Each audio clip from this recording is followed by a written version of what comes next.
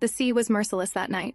Waves crashed against the cliffs as if trying to swallow the world whole, and above the roar of the storm, a single question cut through the darkness. Do you want the truth? Rosen stood at the edge of it all, wind tearing through her golden hair. Will you trust me no matter what I say? She asked softly. In front of her, he watched in silence, tall, unshaken, dressed in authority and restraint. Then he answered, It doesn't matter, and Rosen knew better than anyone how dangerous trust could be. The deeper it grew, the sharper it stabbed when broken. He stepped closer, his voice low and steady. So just tell me, Rosen, if it truly didn't matter to him. Then she would tell him the truth. Are you a good liar? The man sitting across from Rosen asked calmly. Rosen leaned back in the interrogation chair, chains clinking softly at her wrists. Outside the narrow window, dark clouds loomed heavily as the Vaiheth cut through the restless sea, bound for the Isle of Monte. Not at all, she replied nonchalantly. I've never told a lie. Not once. The man's pen scratched steadily against the paper. But your file says otherwise, he said, lifting his gaze. And I've never told a lie is the exact sentence you repeatedly stated in court. Rosen leaned forward irritably, metal scraping against metal. That damn judge wouldn't listen to me. He didn't react, he simply wrote it down. What is your name? She smirked. Why are you asking that? Unless you've been living under a rock, everyone knows my name. It's protocol, he said sharply. Just state your name. Rosen Walker. He didn't look convinced. That's not what we have in the file. But that is my real name, she replied, shrugging. He leaned back slightly. I don't care about that. I'm asking you to confirm the name written here. Her brow furrowed faintly. For a second, the confidence slipped. Rosenhauers, she muttered. He nodded once and continued reading. You were sentenced to 50 years at the age of 17. Imprisoned in Perrine Female Penitentiary. 1 year later, you escaped. According to this, you crawled down a cliff and climbed Dobe Mountain with your bare hands. Rosen listened patiently. You were arrested again 3 months later in St. Vin, after hiding. An additional 25 years were added to your sentence. You were transferred to Alcapez, a maximum security prison. His eyes lifted briefly to meet hers. 5 years later, you escaped again. You evaded the Imperial Army for an entire year. It also states you escaped using nothing but a spoon. He paused. Is all of this true? Rosen smiled wider. Of course it's true, and you wouldn't believe what I had to go through to get that spoon. The amount of time I had to tolerate that disgusting prison guard. He raised his hand with a quiet sigh. I don't need the details, just answer the question. She nodded lightly. Yes, it's all true. Then she lifted her gaze fully to meet his. Her smile faded. The man sitting in front of her was the famous war hero, Ian Connor. There wasn't a single person who hadn't seen his face during the war. Every time aircraft flew overhead, flyers bearing his image would rain down from the sky. When his voice echoed through battlefield broadcasts, everyone would look up, mesmerized. The government knew exactly how to fool people. A handsome young pilot was the perfect medium for propaganda, and in the middle of the chaos of war, they too had needed Ian Connor. And what was your crime? Ian asked suddenly. Rosen blinked, pulled out of her daze. What? I'm asking, he clarified evenly. What was your crime? What got you imprisoned in the first place? I didn't do it. Ian's gaze hardened slightly. As per protocol, just answer what I asked. Insisting you're innocent doesn't change the guilty verdict. Rosen glared at him. Nor does it change the truth that I am innocent. Before they could argue further, the door burst open. Commander, what are you doing? A young man hurried inside, breathing unevenly. Then he sighed. I know you're a stickler for rules, but there's no need for this. Prisoners being sent to the Isle of Monte are the worst of the worst, and... He paused, turning to point directly at Rosen. It's the Witch of Alcapez. You must not let your guard down. She escaped twice. I saw her file. She was just 17 when she murdered her husband, Hindley Howers. Both men looked at Rosen. She nodded slowly. Stabbed him 36 times, she said calmly. They called it a crime of passion, said it came from deep resentment. Her voice wavered. But it wasn't me. I loved my husband. I was a good wife. It must have been some burglar. There were so many people jealous of Hindley. They didn't even carry out a proper investigation. They didn't listen to a word I said. They just threw me into prison. She began sobbing softly. Ian looked at her without emotion. Enough with the act. It doesn't matter what kind of wife you were. You were found guilty. That's final. The sobbing stopped instantly. Rosen sighed inwardly. That didn't work. Maybe because she looked a mess right now. Ian stood up. Nobody believed you were capable of escaping. Yet you did. So what's the difference? Just because you're small doesn't mean you couldn't have done it. All evidence points to you. It's clear you're lying. He stepped forward. Henry, bring her. Henry grabbed her arm and followed Ian out of the room. To Rosen, they were gentle compared to the guards she had faced before. But regardless of who was guard and who was prisoner, it was always a cat-and-mouse relationship. The moment one let their guard down, the other would strike. And Rosen was an expert at seizing opportunities. Her eyes drifted to Ian, more precisely, to his waist. A key hung there, the key to her escape, and she was confident that this time, too, she would triumph. Has the ball ended? Ian asked as they walked down the corridor. Henry let out a long sigh. Of course. We couldn't possibly let the guests see the witch. Not everyone is as fearless as you, Commander. Many things had changed after the war. The Vyheth, once a military supply ship filled with smoke, gunfire, and wounded soldiers, had been transformed into a passenger steamer. Where there had once been blood and chaos, there were now chandeliers, music, and elegant dances. And its destination, newly redecorated and advertised, was the Isle of Monte. It was almost comical. The prisoner being sent to that infamous island was sharing the same ship with the wealthy elite, who treated the gruesome place like a tourist attraction. Ian led them outside. The wind blew gently, the sea shimmering under the moonlight. The night was beautiful, especially for someone being sent to the Isle of Monte for life. You dug the tunnel out of Alcapez and crawled through it with your bare hands, correct? Ian asked. Rosen turned to him. Yes. But why are you asking that again? She said, confused. He studied her profile. People say you used magic. Is that true? Rosen understood immediately where that rumor had come from. The last person who had escaped Alcapez before her was a witch, and that was 36 years ago. So when the media learned about Rosen's escape, they reached the simplest conclusion. She must be a witch too. After all, people are always afraid of what they cannot understand. Even in an era where magic was suppressed and science was revered, traces of the old world still lingered. Witches had diminished in number. They had hidden themselves, carefully, where they could not be seen. But that did not mean they had completely disappeared. Do you really think I would have ended up like this if I were a witch? Rosen snapped. Getting caught again after escaping? Letting you put handcuffs on me? Henry scoffed loudly. Don't let her fool you, Commander. We just saw her act. She can deceive anyone. Rosen's sharp gaze turned to him. Her voice dropped to a whisper. Consider yourself lucky. If I were a witch, I would have sewn your mouth shut first. Henry stiffened. She turned back to Ian. In fact, I passed the magic stone test. What more proof do you need? Or do you have so little faith in your own army? Henry's temper flared instantly, but Ian's voice cut through the tension. Henry, hands off. His tone was firm. Or I will report you to higher command. Now bring what I asked for. Henry hesitated, then walked off reluctantly. Ian faced her again. Rosenhauers, he began evenly, you are the most notorious prison escapee in the Empire. I don't care whether you're lying or whether you're a witch. I'm simply informing you of a few facts. She watched him carefully. First, you are convicted. That verdict is final. You are sentenced to life on the Isle of Monte. Second, I was ordered to personally transfer you there. He paused. Third, there have been prisoners who escaped from Alcapez in the past, but no one has ever escaped from the Isle of Monte. It's impossible. His gaze sharpened. Even for a witch. Rosen froze. It was meant to crush her spirit. But her eyes drifted again, briefly, to the keys at his waist. Those keys were for her handcuffs, or perhaps for the lifeboats. Either way, if she was going to escape, it had to be before they reached the Isle. Henry returned carrying what Ian had requested. Meat. Rosen's eyes flickered with confusion. What was he planning? Ian took the meat and stepped toward the railing. Watch carefully, he said calmly. See what the ocean can do. He threw the meat into the dark water. In an instant, the surface erupted. Whales surged violently, tearing into it with terrifying force. Henry smiled coldly. See, witch? Watch what those creatures can do. Rosen's face paled. She had to think. Quickly. Anything.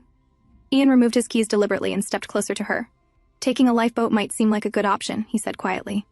I noticed you eyeing these, but I hope you've come to your senses now, Rosenhauers. In that moment, Rosen realized something. Ian Connor was no gentleman. Whatever image the flyers had painted, whatever heroic voice had echoed through the skies, that man did not stand before her. To the people, he was a hero. To her, he was no different from all the guards she had encountered before, and she should have known better. With that, Rosen was escorted back to the lower prison quarters of the ship. Hey, Maria's voice rang out the moment she stepped inside the cell. Are you really not going to tell me? You met Ian Connor, right? Rosen shot her a straight look. What are you getting at, Maria? Maria raised an eyebrow, a teasing grin spreading across her face. What do you think I'm talking about? A young and pretty prisoner? And a handsome commander? Oh, come on, Maria, Rosen sighed. Ian Connor, of all people, won't be desperate enough to touch a woman. And a prisoner at that. Maria chuckled. But that worked for you in Alcapez, so why not try flirting with him? Rosen's expression turned serious. She lowered her voice. It's not that simple. The sea is filled with monsters. Maria grabbed her shoulder firmly. Hey, you're not giving up, are you? She asked, her tone suddenly sharp. Rosen met her gaze. She had first met Maria in Alcapez. And if anyone deserved to be called the Witch of Alcapez, it wasn't Rosen. It was Maria. The guards ruled the prison from the outside. Inside, Maria was queen. Anyone who dared upset her soon turned into a corpse. When Rosen had first been transferred there, she was already infamous because of her first escape. Perhaps that was why Maria had taken a liking to her. Because of that, Rosen's days in Alcapez had been far easier than they should have been. She hadn't understood at first why the other inmates treated her with such strange respect. Now she did. They all wanted her to win. They all placed their faith in her. They idolized her, believing she could humiliate the Imperial Army and escape once again. You know me, Maria, Rosen finally replied. I never give up. Maria grinned. That's my girl. She offered her a cigarette.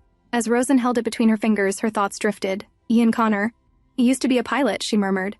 Why did he leave the Air Force and come here? Maria shrugged lazily. No idea. We just need to work on seducing him so we can get out of here. Rosen shook her head slightly. That only worked on foolish men. Ian Connor was not one of them. And besides, she was completely out of ideas. Even if she managed to steal the key and reach a lifeboat, would she survive those creatures in the sea? Obviously not. And even if by some miracle she did, she would die of thirst and hunger before reaching land. As her mind spiraled with thoughts, she heard a soft sound outside the prison room. She looked out. A little girl was playing with a ball. Rosen frowned. What was a child doing near this area? Concerned, she called out gently. Hey, you shouldn't be here. Go back to your parents. The little girl turned, and instead of leaving, she walked closer. Hello, she said brightly. My name is Lila Reville. Reville? Rosen's eyes widened slightly. Do you happen to know Henry Reville? The girl nodded happily. Yes, he's my uncle. Rosen scoffed under her breath. That foolish man let this child wander here? You shouldn't be here, Rosen repeated softly. This isn't a place for children. The girl's eyes immediately filled with tears. But I already told all my friends that I'd get to meet Rosen Walker, the famous escapee in the land. All the grown-ups said she was on this boat. Rosen Walker, Rosen murmured in surprise. The girl smiled again, her tears gone just as quickly. Yes, my grandpa is the captain of this ship, so I told everyone I'd meet Rosen. But nobody believed me. For a moment, Rosen simply stared at her. Then she smiled faintly. Well then, she said softly, it's your lucky day, Lila. Because I am Rosen Walker. Above deck, the night felt lighter. Henry was still complaining, while Ian leaned casually against the railing, laughing softly. You're overthinking this, Ian said. Take it as a vacation. Enjoy the scenery for once. Henry exhaled sharply. About that woman, Ian glanced at him. She's also from Ryerton, Henry continued. It says she was living outside the city when she committed the crime. Ian's expression shifted slightly. You don't need to worry about me. I'm fine, Henry said quickly. I'm just saying, she's from Ryerton too. That's why I mentioned it. I thought maybe that's the reason you're paying her extra attention, Henry explained. Ian didn't answer immediately. Ryerton, their home, the city where they had grown up, where they had attended the military academy, where they had flown their first planes. Ryerton, the city that had later been reduced to rubble under relentless air raids during the war. I know, Ian finally said quietly. Of course you know. I gave you the file, Henry muttered. Still, it's annoying how lucky she is. She escaped when the city was being bombed, and now she's being escorted to the Isle of Monte by Sir Ian Connor himself. Ian looked at him calmly. Yes, he said. But don't forget, it's the Isle of Monte. Henry nodded. I know, but still, at least she's alive. Whether it's the Isle of Monte or anywhere else. Memories crept in, uninvited and sharp, him running, calling their names, crying as smoke swallowed the streets. And when the chaos settled, all he found was a single locket stained with blood. Inside it, a broken image of a mother and child. Below deck, Lila beamed the moment Rosen confirmed who she was. Her eyes sparkled with excitement. But, can you really use magic? Lila asked eagerly. Rosen paused. Then she smiled gently. Lila, will you answer a few questions for me first? Then I'll show you some magic. The little girl fidgeted, but Grandpa said never to do favors for prisoners. It's nothing serious, Rosen assured her softly. I'm just curious about something. Lila hesitated, then nodded. Okay. Do you know a man named Ian Connor? Rosen asked. Lila's face lit up. Yes, he's my uncle's friend, and the best pilot in the world. Are you close to him? Rosen asked. Lila tilted her head. Not really. He's a little scary. But Uncle says he loves me very much, he just doesn't show it. And he's my uncle too. I think. I'm not really sure. Rosen absorbed that quietly. Is he married? She asked casually. Or does he have a girlfriend? No, Lila replied confidently. He's not married. All the other uncles keep telling him to get married. But I don't think he wants to. Have you ever seen him with any ladies? No. Why? Lila asked curiously. Rosen hesitated. What she wanted to ask next was harder to phrase. Lila, have you ever seen Ian being compassionate? What does that mean? Lila blinked. From behind the bars, Maria chimed in lazily. Compassion means feeling sorry for someone. Like letting a drenched puppy into your house. That kind of thing. Oh, Lila brightened. You mean love? Rosen gave a small, careful smile. Yes, exactly that. Lila thought for a moment, her brows furrowing in concentration. I don't think he's full of love like that, she answered honestly. But he's a good person. He's a hero, you know. Rosen laughed softly at the child's innocence. Yes, thank you, Lila. Then she leaned closer to the bars. Now, let me show you some magic. Do you have something you can give me? Oh, I have a coin, Lila said excitedly, handing it to her. But what are you going to do with it? I don't know, Rosen said lightly. When it comes to magic, you always need a medium. With a swift flick of her fingers, the coin disappeared from her palm. Lila gasped. It disappeared! Rosen smiled and smoothly slipped the coin out from behind her fingers, holding it up again. It didn't disappear, she said gently. Here. Take it. Back. It's your lucky coin. Lila clutched it tightly. And here's the secret, Rosen whispered. At sundown the coin will turn into gold. But you must not tell anyone, okay? That will break the spell. Lila nodded enthusiastically, eyes shining with excitement. Then she ran off happily. Maria's voice drifted from behind. Was that really magic? Nope, Rosen replied, waving her hand dismissively. Just a simple trick, she'll realize it soon enough. Maria gave her a look. I thought you don't lie. You always say that. Do I? Rosen asked calmly. Yes. You said if you were a witch, you wouldn't be here. Rosen lay down on the floor. But where could I possibly go? She murmured. Even if I jumped from here in the middle of the ocean? Maria paused, lowering her voice. Hey, she said quietly. Even if you can't make it all the way to land with a lifeboat, there's somewhere else you could go. They say there's a place where witches hide. No one knows if it truly exists. She was talking about the Witches' Island, Valpurgis. You've heard of it, right? Maria asked. They say it isn't far from the Isle of Monte. Rosen knew the rumors. They called it the Witches' Island for a reason. Not everyone could go there. Maria said it half-jokingly anyway, then smirked. Still, forget about fairy tales. Focus on deceiving that Commander Ian Connor. Rosen looked down thoughtfully. It wasn't easy. Using a war hero's pity sounded tempting, but the old tactics she once relied on would not work on Ian Connor. He was someone who had always been on the winning side of history, a hero, a man accustomed to triumph. So she would have to offer him another kind of triumph, not love. Tempting him with that would be easier than love. Above deck, Ian stood with Henry. He remembered the advice he had once received about Henry. If he needs to vent, let him speak, don't interrupt. So Ian remained silent. Henry's frustration shifted again as they walked. They want to make you suffer, Henry, muttered bitterly.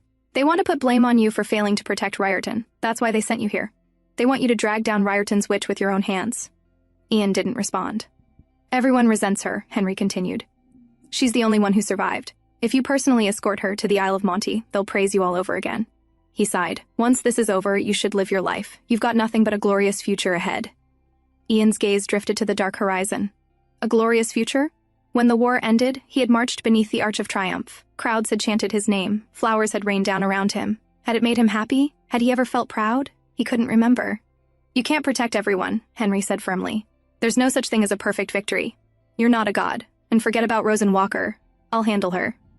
No, Ian replied quietly. I'll take care of it myself. You focus on getting better. They parted. Ian returned to his quarters and sat down. Henry's words lingered. It wasn't your fault. Those airborne missions had barely made sense. If it hadn't been for Ian, they might have failed entirely. But then, who was responsible? If he wasn't at fault for the deaths, then who was? The order echoed in his mind. Transfer the prisoners to the Isle of Monte. Pay special attention to Rosenhauers. Rosenhauers, prison escapee, born and raised in Ryerton, the sole survivor of the bombing. She was alive. And he... Before his thoughts could go further, a voice broke through. Hey! He looked up. What do you want? Rosen demanded sharply. Why did you call me here? Are you even listening? Ian blinked out of his thoughts and closed the file in front of him. Right, he said evenly. Let's continue. He began repeating the regulations again. Why she was not allowed to leave the ship, why escape was impossible, why the lifeboats were guarded. Rosen's temper snapped. She swept the papers off his desk in one sharp motion. They're enough, she snapped. I get it, you don't have to repeat it. I'd be a complete idiot to even think about escaping. Do you think I'm stupid? Ian let out a slow breath.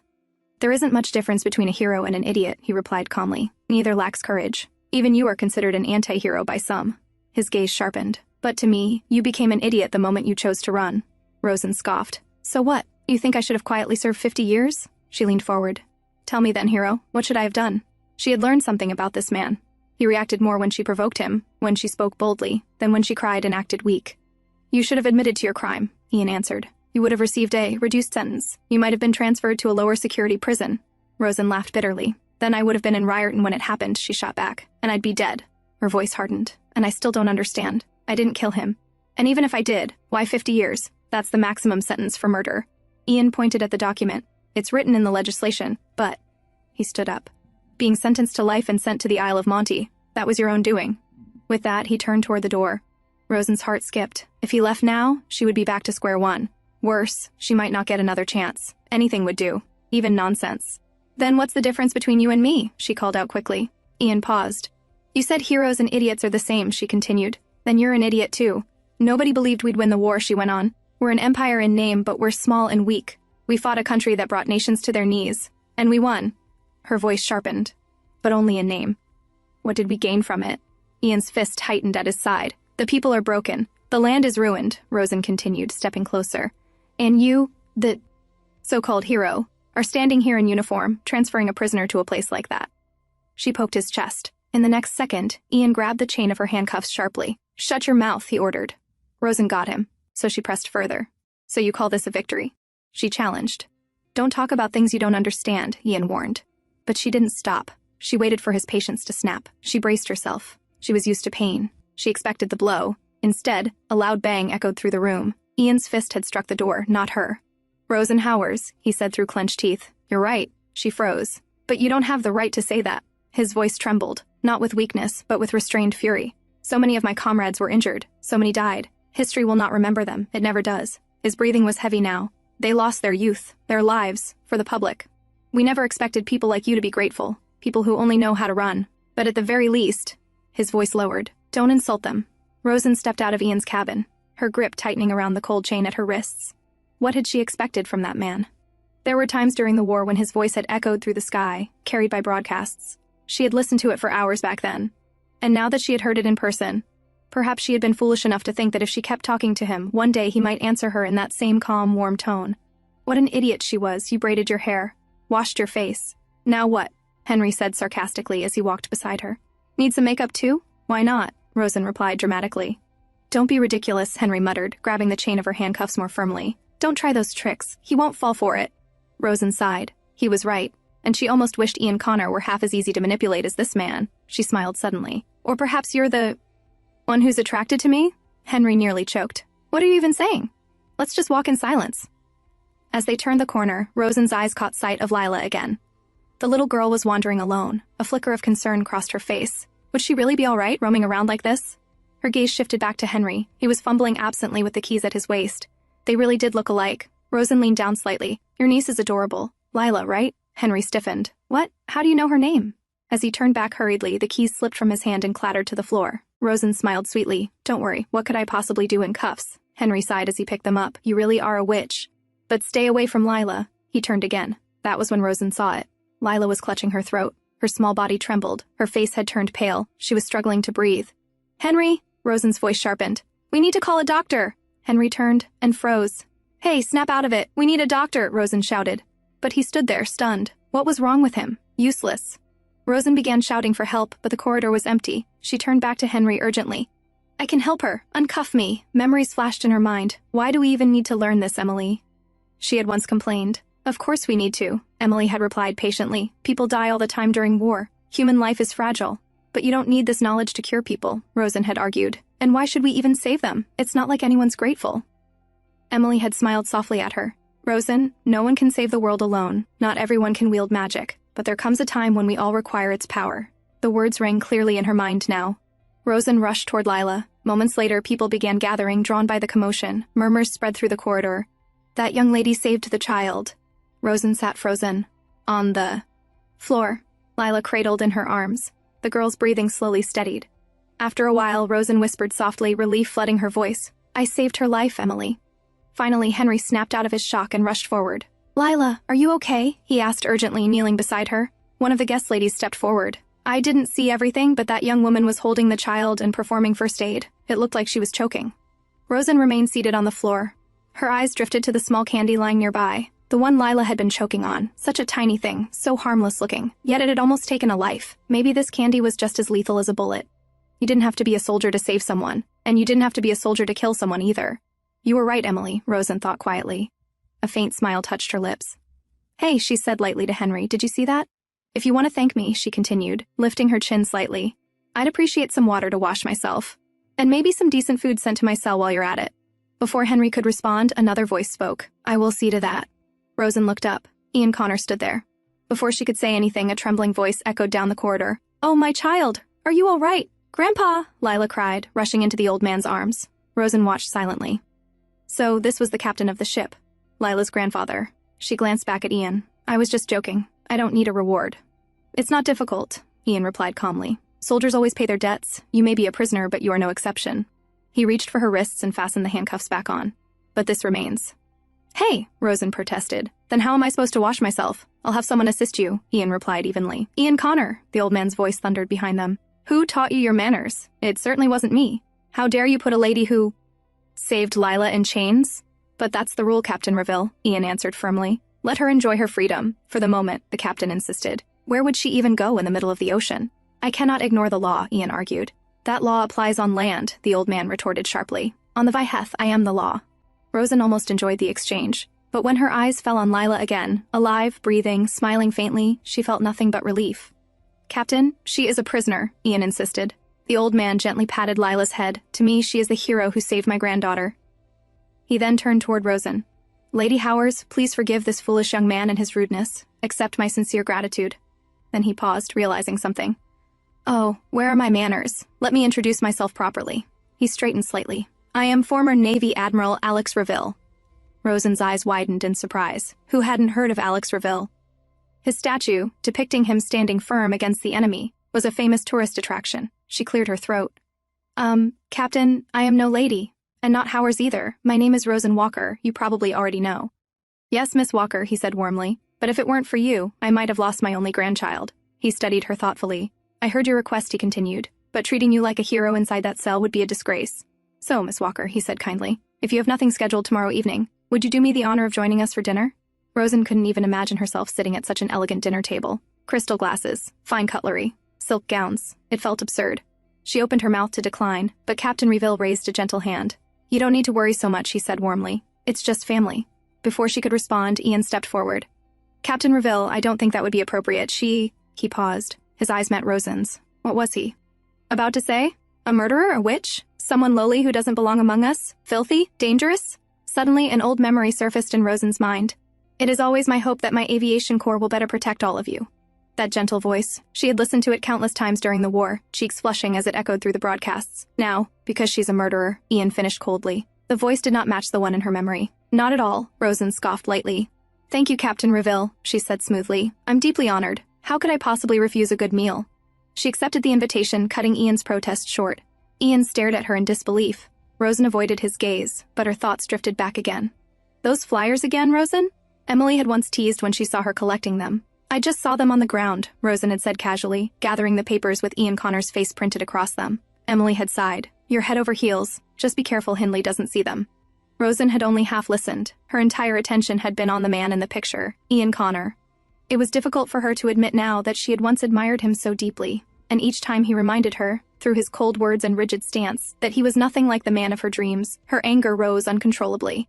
He should have remained nothing more than a distant fantasy. But no.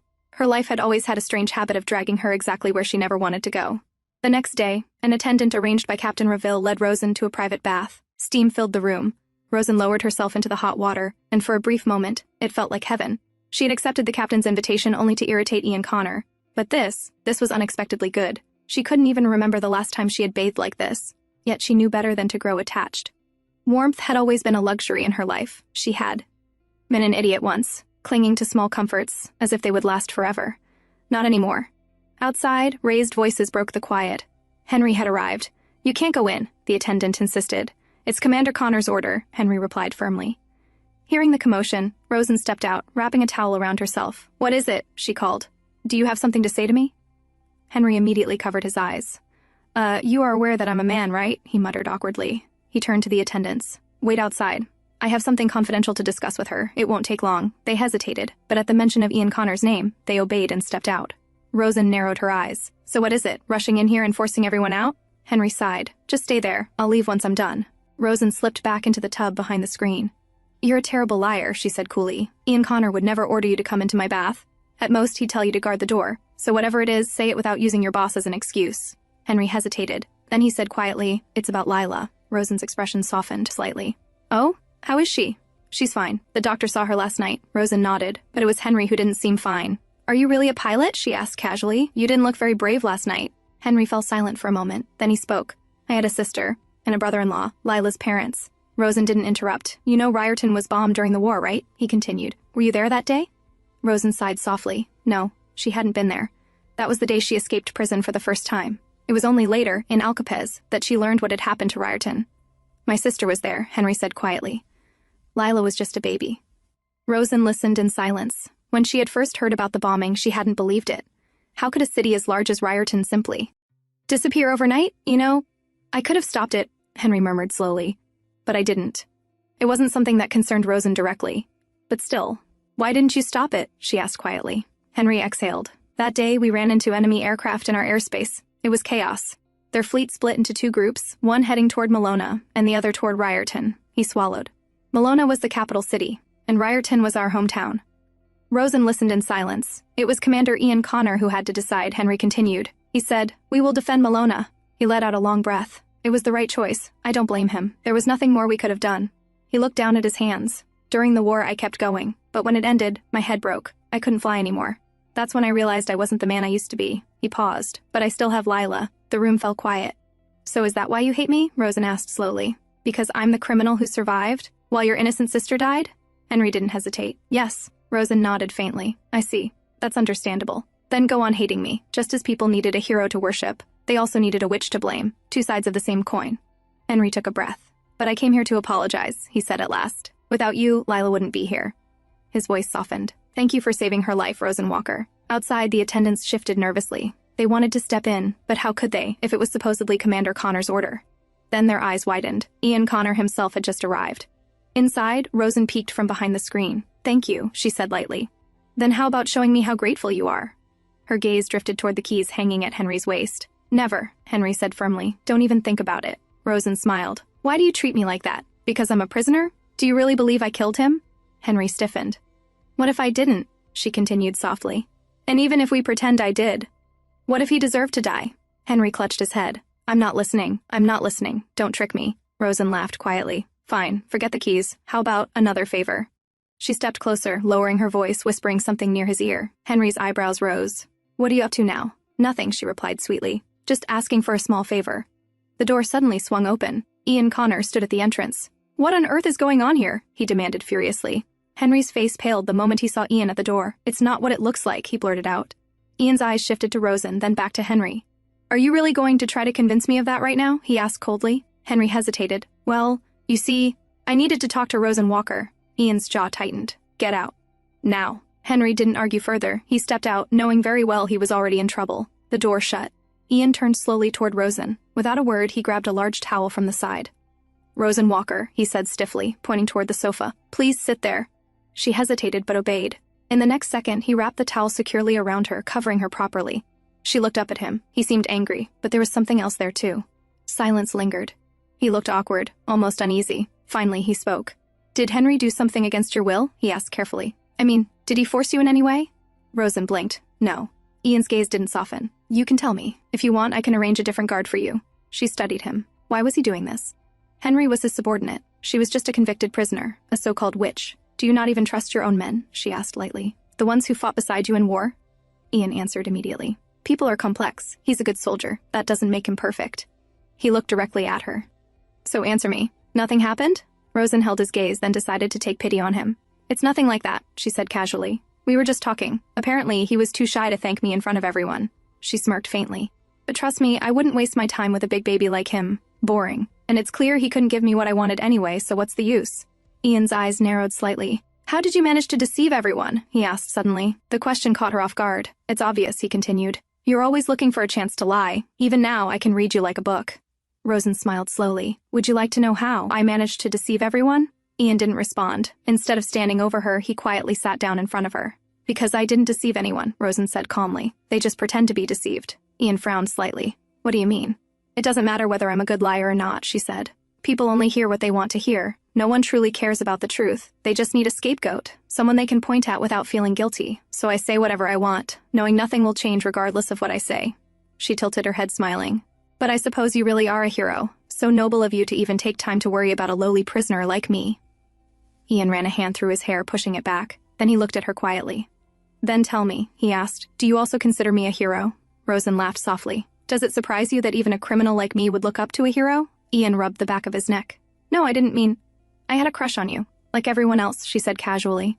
The sudden confession froze him in place. Seeing his expression, she added lightly. I'm a citizen too, you know. Are you offended? I used to collect those flyers with your face whenever they rained from the sky. He looked genuinely surprised. You collected them? She nodded. It's nothing strange. You know that, right? Know what? That you're a good-looking man, she replied with a grin. The words slipped out too easily. Realizing what she had just said, her face flushed. She quickly turned away. So don't bother Henry, she muttered. And please send the cabin maids back. I need to get dressed. I won't do anything. You can post guards outside if you're worried. Ian slowly stood up. He stepped forward and offered her his hand. Rosen blinked in surprise. I'm not offended, he said quietly. I was just taken aback. He looked at her steadily. And I think you were right, we're not that different. Her heart skipped. So let's go, he added. Go where? She asked slowly, reaching out hesitantly. To get you dressed, he replied. It's time for the dinner you were so excited about. Before she could think further, she placed her hand in his. In one swift motion, Ian pulled her up, and the next second, he lifted her onto his shoulder like luggage. Wait, what are you doing? She shouted, startled and furious. Just send the maids back. There's no telling what you might do, Ian replied firmly as he walked. I can't trust you. He stopped briefly and added in a lower tone. It was a mistake to obey the captain's order, and now I can't even trust Henry. He set her down inside the dressing room and refastened the handcuffs securely. So I'll handle it myself. He looked directly at her. Saving the child, now everyone has a soft spot for you except me. His voice remained calm. I will not underestimate you. Rosen scoffed. What? Are you afraid of me? Afraid I might escape? Ian held her gaze. Yes, I am afraid of you, he answered plainly. The honesty stunned her. He had the authority, the strength, the control. Why would he be afraid? Ian stepped back and called for the maids to enter. I'll be outside, he said shortly. He stood by the door himself, guarding it. Inside, Rosen stared at his silhouette through the gap. She still didn't understand. Why was he afraid of her? A moment earlier, Ian's eyes had fallen on the belongings brought into his study from his luggage. His brows furrowed. Among the neatly stacked items lay a file, one he had specifically ordered to be burned. Yet it was still there. Assuming it was a simple miscommunication, he picked it up and opened it. Inside were carefully collected newspaper articles, and throughout the collection, one name had been circled again and again in red ink. Rosen Walker. Ian stared at it in silence, a cigar burning slowly between his lips. At first, it had only been something to pass the time. A habit. A distraction to survive the endless days that came after the war. After the war, every night he dreamed the same dream. His aircraft spiraling down, sinking into dark water, the cold swallowing him whole. It was a nightmare that hunted him relentlessly. He knew he was not in a good place, not in the right state of mind, but no one could ever know that. He could not afford to break. He was the symbol of victory. One night, unable to sleep, he had picked up a newspaper. He read without truly reading, forcing words into his mind without understanding them. Sometimes his eyes stopped at one word, Riorton. The city reduced to ruins because of a choice he had made. But nowhere in those articles was his name blamed. Instead, they spoke of a witch, a villain, a scapegoat, a name manufactured by the press, the government, the military. Rosen Howers. From that day onward, it was as though he had been bewitched. He searched for her name everywhere. To him, she felt like another version of himself. In a way, they both carried misfortune. But if they were both simply cursed by fate, why did the world see them so differently? Why was she labeled a witch, evil and unforgivable, while he was labeled a hero, the savior of the nation? She had taken one life deliberately. He had taken more than 15,000 unwillingly. If the weight of their sins were placed side by side, whose would be heavier? Sometimes, a quiet thought whispered inside him. Run away. Don't get caught. Go far away and live the rest of your life. Witch or not, innocent or guilty. Ian Connor did not truly care, because she was the one person who had survived Riorton, the one person he had been able to save, if only by accident. Who would have imagined that the man praised as the nation's hero was in reality this broken inside, that somewhere inside he was quietly rooting for a convicted criminal to escape? Ian was sitting in his study, trying to arrange his thoughts, when the door suddenly opened. A small figure peeked in. Ian, can I come in? Lila asked sweetly, holding a bundle of toys in her arms. Sure, Ian replied, a little surprised. What are all those? I want to give Rosen a gift at the party, Lila said, stepping inside. But I don't know which one she'd like, so... Can you choose one for me? You know her best. Ian blinked. I do? Lila nodded confidently. Yes, that's yours, right? She pointed toward the file on his desk. One of the cabin maids was going to burn it the other day, but I told her not to. I brought it back for you. Ian's face stiffened. How long have you known about this, Lila? He asked carefully. Lila looked up at him innocently. Well, everyone has been collecting news clippings about Rosen, so I thought I would too. But when I looked at your newspaper, all the parts about her had already been cut out. Ian covered his face for a moment, embarrassed. Then he picked Lila up gently, taking a slow breath to steady himself. Have you told anyone about this? He asked calmly. No, not yet. He nodded. Then will you promise me to keep this our secret? Why? Lila tilted her head. Will you get in trouble if I tell? Ian gave a small nod. You see, she's a prisoner, and I'm her guard. Lila thought for a moment, then nodded seriously. Okay, I don't want you to get in trouble. She hesitated before adding, but I thought you hated her. Ian shook his head. No, I don't hate her. This is just my job. I'm not supposed to have feelings about it. He paused. Besides, she saved your life, so I won't be rude to her. Lila's eyes brightened. Then, do you like her? Ian froze for a brief second. I don't like or dislike her, Lila, he answered evenly. Lila considered that, then asked, then can I like her? Ian looked at her. I know she killed someone, Lila continued softly, but she also saved me. So, she's at 0 now, right? So it's okay if I like her? Before Ian could respond, Lila held out her hand. This is for you, she said. A small coin rested in her palm. It's a lucky coin. It will bring you good luck. I think you need it more than me. You always have bad dreams. Ian frowned slightly. Where did you get this, Lila? Lila averted her gaze like a child caught doing something she shouldn't have. Ian sighed. Never accept anything from her, he said gently. Even if she's not a witch. You still have to be careful. Still, he kept the coin. Throwing it away didn't feel right. Now go get ready for dinner, he added.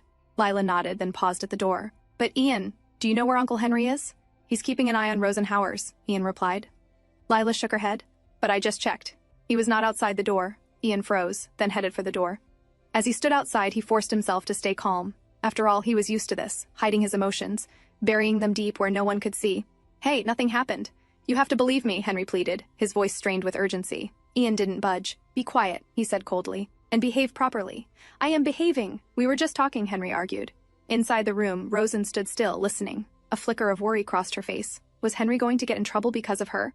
Miss Howers, you look wonderful, the maid said gently, giving her a small push. Why don't you step out? Rosen stepped outside. Dressed in a soft green gown, her hair neatly styled, she looked nothing like a prisoner, more like a noble lady. Only the handcuffs betrayed the truth. Both men froze. For a moment, neither spoke. Rosen's cheeks flushed, part embarrassment, part annoyance. Why are they just staring? Say something. Henry was the first to move. He stepped forward, smiling. Miss Howers, you look great. Allow me to be your escort this evening. Rosen glanced up at him. He was good-looking. She smiled faintly and reached out. All right, I'll trust you this once. But before her hand could fully meet his, Ian stepped in. He pushed her back slightly, his gaze sharp as it landed on Henry. Henry, you are not allowed near Rosen. Henry's expression fell. I thought we already talked about this. It was a misunderstanding. We did, Ian replied. But this isn't about that. I don't trust you with this. Henry frowned. Why not? Because being too friendly can be just as dangerous as being hostile. Henry stared at him.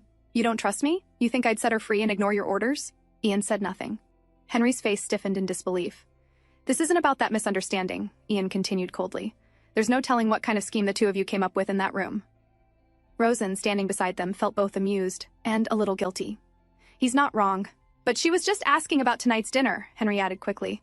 She said there was a dish she wanted to eat. Rosen's face paled. He actually said that out loud. Ian turned toward her. So, what did you want to eat? Before she could answer, Rosen! Lila's cheerful voice broke through. She ran forward with her grandfather. You look so pretty, Lila said brightly. Hello, Lila. You look pretty too, Rosen replied softly. But you look like a princess, Lila added, stepping closer. Ian immediately stepped in front of Rosen. Lila, you can talk to her from there. Rosen watched him. Even to a child, he remained this cold. There you go again, a voice interrupted. Captain Reville stepped forward, shaking his head lightly. Why are you always so suspicious about everything? He turned to Rosen with a polite nod. My apologies, Miss Walker. Dinner will be served shortly. His eyes then dropped to the handcuffs. He paused. Instead of addressing Ian directly, he turned to Henry. Henry, would you kindly assist Miss Walker during dinner? I will do it. Ian's voice cut in firmly. Everyone turned toward him. I'll handle it, he repeated. He looked at Rosen. Any objections? She shook her head lightly. Of course not. Then it's settled, Ian said. Let's go. He grabbed her hand and began leading the way. Rosen glanced at him. Something was different. The look in his eyes today, it wasn't the same as before. Was she imagining it?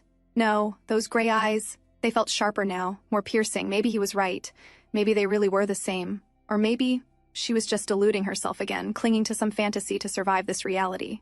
His eyes annoyed her. They weren't warm, they weren't cold, they revealed nothing, and yet she wanted to know what was hidden behind them. Hey, she said suddenly, pulling slightly. When are you going to let go of my hand? Ian paused, then released the chain. I was just trying to guide you. I didn't mean to. I know, she murmured, averting her gaze. She had always known. I will always protect you. Those promises had been lies, and yet she had held on to them, because she needed something to believe in. She had fallen in love with a version of him that only existed in her mind, and now, when she needed to stay calm, she could barely meet his eyes. Get a grip, she told herself. She could no longer afford to be fooled by those lies. Rosen entered the grand hall beside Ian. The sight before her was breathtaking. The entire room glittered like something out of a dream. A servant pulled out a chair for her. As she took her seat, Rosen realized she hadn't encountered a single noble on her way to the hall. Perhaps they didn't want anyone witnessing a prisoner being treated like this. When the soup was served, her eyes sparkled with delight. She instinctively reached forward. Walker, stop, Henry interrupted. Are you going to eat with cuffs? And the captain hasn't begun the meal yet. But he said the party had begun, Rosen replied. Henry sighed. That doesn't mean we can start. We have to wait until all the appetizers are served. Don't you know proper etiquette? Rosen flinched. How would she know? This was her first dinner party. Did they think she was some noble lady from a wealthy family? It was painfully clear she didn't belong here. Forget what he said and just eat. The calm voice beside her silenced the tension. Ian lifted the spoon and held it out to her. Rosen hesitated, then leaned forward and swallowed the soup. Ian glanced toward Henry. You certainly didn't care about etiquette during the war, Henry. That was different, Henry replied quickly. And I didn't mean to embarrass her. As they bickered, Rosen quietly studied Ian. He fed her with steady precision, his expression as stoic as ever. Just look at him. He was taking care of her so delicately, without the slightest change in that cold, stony face. Ignoring the thought, Rosen began trying everything on the table. Each dish was exquisite, more delicious than the last. Whatever she pointed at, Ian obliged without hesitation, but at one point he paused and frowned. Slow down, he advised. You're going to choke. Rosen glared at him. Now my eating annoys you too? I never said that, Ian replied with a sigh. I'm just saying you'll regret it if you end up choking. Then why do you look so annoyed, she asked. Ian frowned slightly. That's just my face. Around the table, everyone nodded in agreement. Rosen blinked, momentarily stunned. It was strange. Normally, he ignored her. But tonight, he was going back and forth with her as if they were equals. After a brief silence, Ian spoke again. Were you a nurse? No. Then how did you learn emergency first aid like that? Or, he paused, studying her carefully. Did you use magic? Rosen looked surprised at first, then smirked. It's funny how it's always called witchcraft when a woman does something remarkable, she said coolly. And to answer your question, I wasn't a nurse, but my husband was a doctor. She paused briefly. A quack, actually. He didn't even have a proper license. But I picked up a few things from watching him.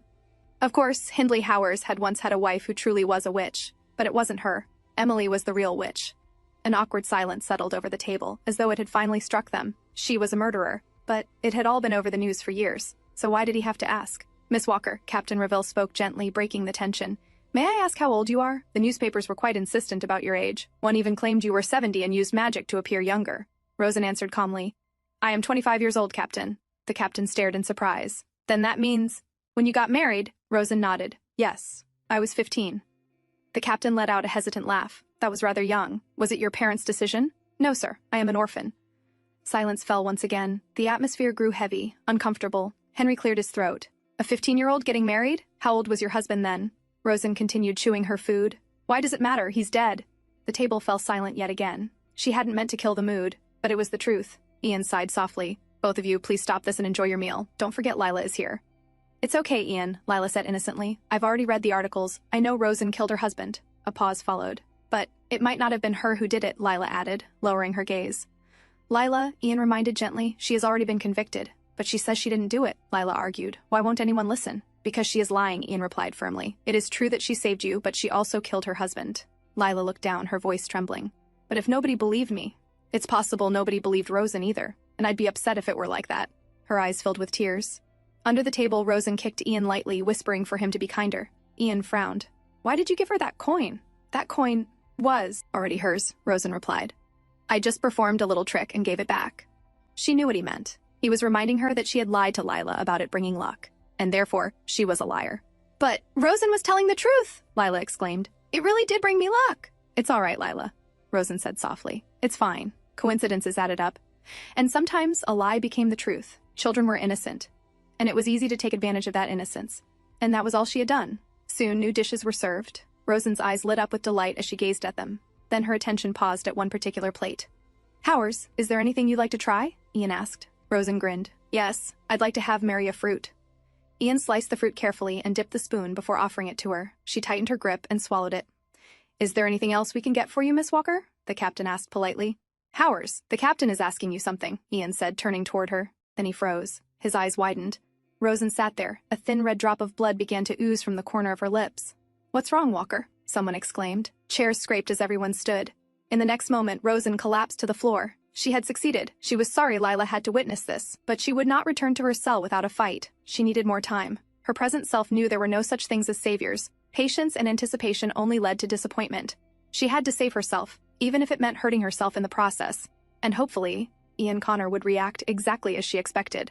Rosen! Ian's fearful voice echoed through the hall. As darkness closed in, she shut her eyes, wishing that, even for a moment, he would be distracted. Ian caught Rosen in his arms the moment she collapsed. Without a second thought, he rushed her to the ship's medical cabin. After examining her, the doctor stepped outside. Was it poison? Ian asked immediately. No, the doctor replied firmly. I am certain it wasn't poison. When he had first been called, it was reported as a poisoning attempt.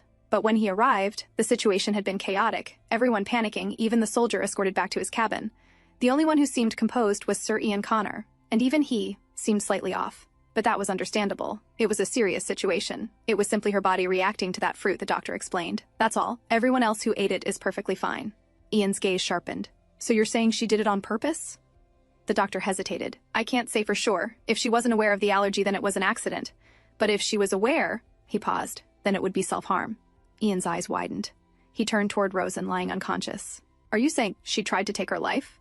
Well, it's not uncommon, the doctor said calmly. She's a prisoner bound for the Isle of Monte. Many would rather die than be imprisoned there. Ian's jaw tightened. Is she dying? No, the doctor replied. I've done everything I can. She's simply fainted. Then why isn't she waking up? She's malnourished and weak, the doctor explained.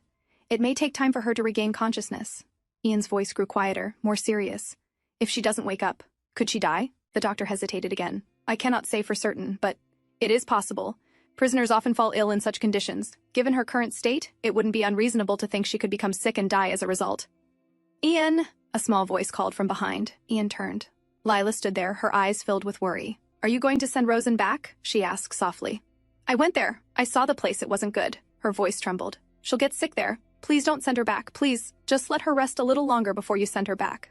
Tears welled up in her eyes. Ian looked at her silently for a moment. Then he gently patted her head. Turning to the attendants, he gave a firm order. Move her to my cabin. Everyone froze in shock. Sir, she is a prisoner, one of them said hesitantly. Are you sure? Yes, Ian replied without hesitation. She is a prisoner. That's why I must watch her myself. Lately, he had begun to forget his mission. And he didn't understand why. Why was he so concerned about her? She was a convicted murderer. And he was the one dragging her toward a place worse than hell, so why? I had a crush on you, like everyone else. You were my hero, too. Her words from the other day echoed clearly in his mind. And for some reason, he couldn't ignore them. Rosen was allergic to Maria fruit. Emily had clearly warned her to avoid it. And yet, whenever life became unbearably painful, the thought of that fruit always crossed Rosen's mind. Wouldn't it be a more comfortable death? At least, compared to being beaten to death by Hindley. But this time, death was not what she wanted. If she had truly intended to give up, she would never have gone through all that effort to escape prison. Twice. Her eyes slowly opened. The room around her was unfamiliar. Where am I? She murmured, pushing herself up weakly. Her gaze fell to the cuff attached to the bed. A faint smile spread across her lips. At least, she wasn't back in the cell. Then it had been worth it. Still, she wouldn't do it again. Her entire body felt like it was burning, and for a moment she wondered if Lila was all right. Miss Walker, how are you feeling? Rosen turned. The captain had entered the room.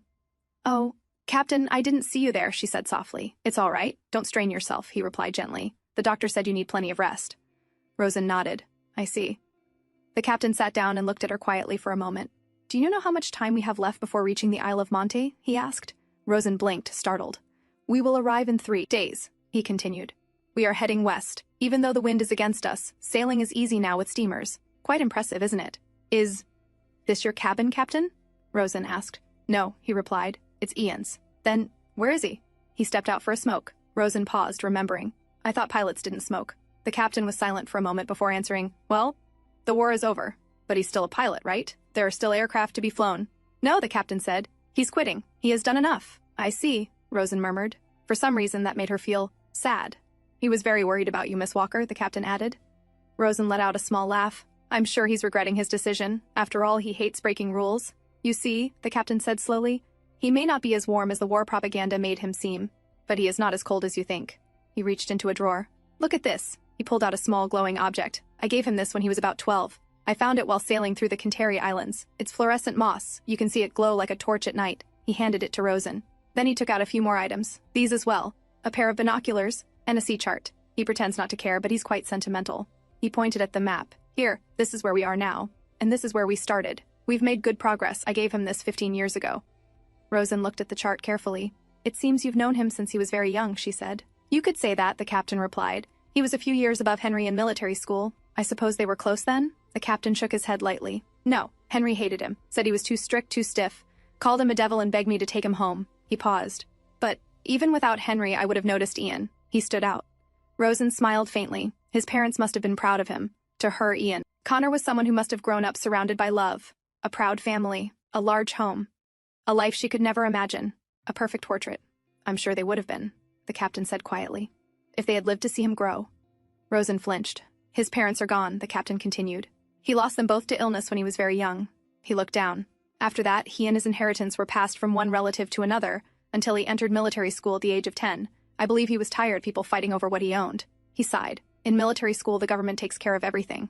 Perhaps that was his only escape. His voice softened. He was forced to grow up too quickly. He doesn't express emotions. Well, and even when he does, he's not honest about them. He keeps everything buried. I feel sorry for that child. It's like he was forced to grow up too soon. The captain reached out and gently placed his hand over Rosen's. Never try to take your own life. Please, I beg you. Rosen understood. That was where all of this was leading, but that's not what happened, she said quietly. It wasn't deliberate. I just wanted to try that fruit. The captain lowered his gaze. Miss Walker, he said softly. I once had a daughter too. Rosen looked at him. I see so much of her in you. She was my first child, a precious gift after 15 years of marriage. His voice wavered slightly, but she was gone too soon. Rosen didn't respond. She knew. This wasn't about her anymore. This was a grieving father speaking, seeing his daughter in someone like her. The captain stood. You still look tired. Please get some rest. Yes, Rosen replied. As he reached the door, he paused. As I said, the Isle of Monte is still far away, he added. And I believe you are not someone who gives up, Miss Walker. Rosen listened carefully. If there was one thing she was good at, it was picking up crucial details from casual conversations. Wind, direction, temperature, the route. She didn't understand everything, but one thing became clear. If she wanted to escape, she had to head east. As the sun set and darkness settled over the sea, Rosen lay on the bed, staring at the small glowing object the captain had given her. It truly shone in the dark, like a lighthouse, the kind of light that made you feel relieved after being lost at sea for too long. Now, she only needed a key. If she could get that from Ian Connor, and perhaps a gun as well, then what? She would be lying if she said those creatures in the ocean didn't terrify her. But she also knew how to overcome fear. A memory surfaced. Emily! Emily! Run away to Valpurgis! You're a witch! You can do it! Rosen had shouted. But what about you? Emily had asked, her voice trembling. I won't die, Rosen had said firmly. I will survive, I promise. That day, it had been the first time Rosen had done something brave, a rare, shining moment in her otherwise miserable life. When she looked back at it now, it felt like a blue flame burning inside her heart, a flame that melted away fear and turned it into something lighter, something that allowed her to rise again. We will meet again, I promise. She had made that promise, and that fire still burned within her, no matter what. No matter who stood in her way, she would never accept defeat again. The door opened. Ian stepped into the cabin. Rosen immediately stood up, loosening the lace of her dress slightly. Where have you been? She asked, her tone soft, deliberate. I was waiting for you. She tried to seduce him, but Ian remained unmoved, his expression as cold as ever. How are you feeling? He asked instead. Rosen's face stiffened. So he was going to ignore it? I'm fine, she replied, forcing a smile. But where were you all this time? I was guarding the door. His tone was calm, matter-of-fact. Why work so hard? She said lightly. A normal person would just have one of his men do it. It's not that big of a deal. A minister ordered me to personally oversee you, Ian replied. You underestimate yourself. Your fame exceeds mine. Rosen let out a soft laugh. My infamy, to be exact. She tilted her head. So what now? Dinner is over. Are you sending me back to my cell? No, Ian said. Your condition isn't good. Until we reach the Isle of Monte, you'll stay here. Rosen smiled faintly. That's fine with me. But where will you stay? A spare room? Ian looked at her. This is my cabin, he said. Where else would I go? I'll sleep on the couch. His eyes narrowed slightly. And you'll try something the moment I leave. I can already see it on your face. Rosen's gaze flickered to his waist. The key was gone. He wasn't joking. He wasn't that careless. She laughed lightly. What are you talking about? You think I'd try to jump into the ocean? Ian's expression hardened. You tried to kill yourself. I'm not taking any more chances. So you're going to tie me up in this room? Rosen shot back. Didn't the captain tell you? I wasn't trying to kill myself. You clearly knew you could die from eating that fruit, Ian said sharply. That's why you specifically asked Henry for it, so don't make excuses. Rosen flinched. Wait, let me explain, she said quickly, but Ian finally turned fully toward her. Was it fun for you? He asked, his expression hurtful. You made me feed it to you, he continued, with my own hands. Rosen stared at him. For a brief moment, was he angry? She had been observing him for days. Ian Connor was not someone who raised his voice or gave in to emotion. He was always controlled, always rational, and if he had thought rationally, he would have known there was no way she had truly intended to kill herself. But right now, it was as if he had lost that control, and if that was the case, then she had to take this opportunity. Tears welled up in her eyes as she began to sob. You're right, she whispered weakly. What's the point of living? I'm going to end my life. Only torture and hard labor await me anyway. Ian watched her closely. She didn't hesitate to take advantage of his concern. Not now. You think you can die on me? Ian said sharply, grabbing her chin. I will never let that happen. His grip tightened. If these chains aren't enough, I'll tie down all your limbs to this bed. Rosen frowned. Are you insane? Maybe I am, Ian replied through clenched teeth. But if you try anything again, I won't let it happen. What if I bite my tongue?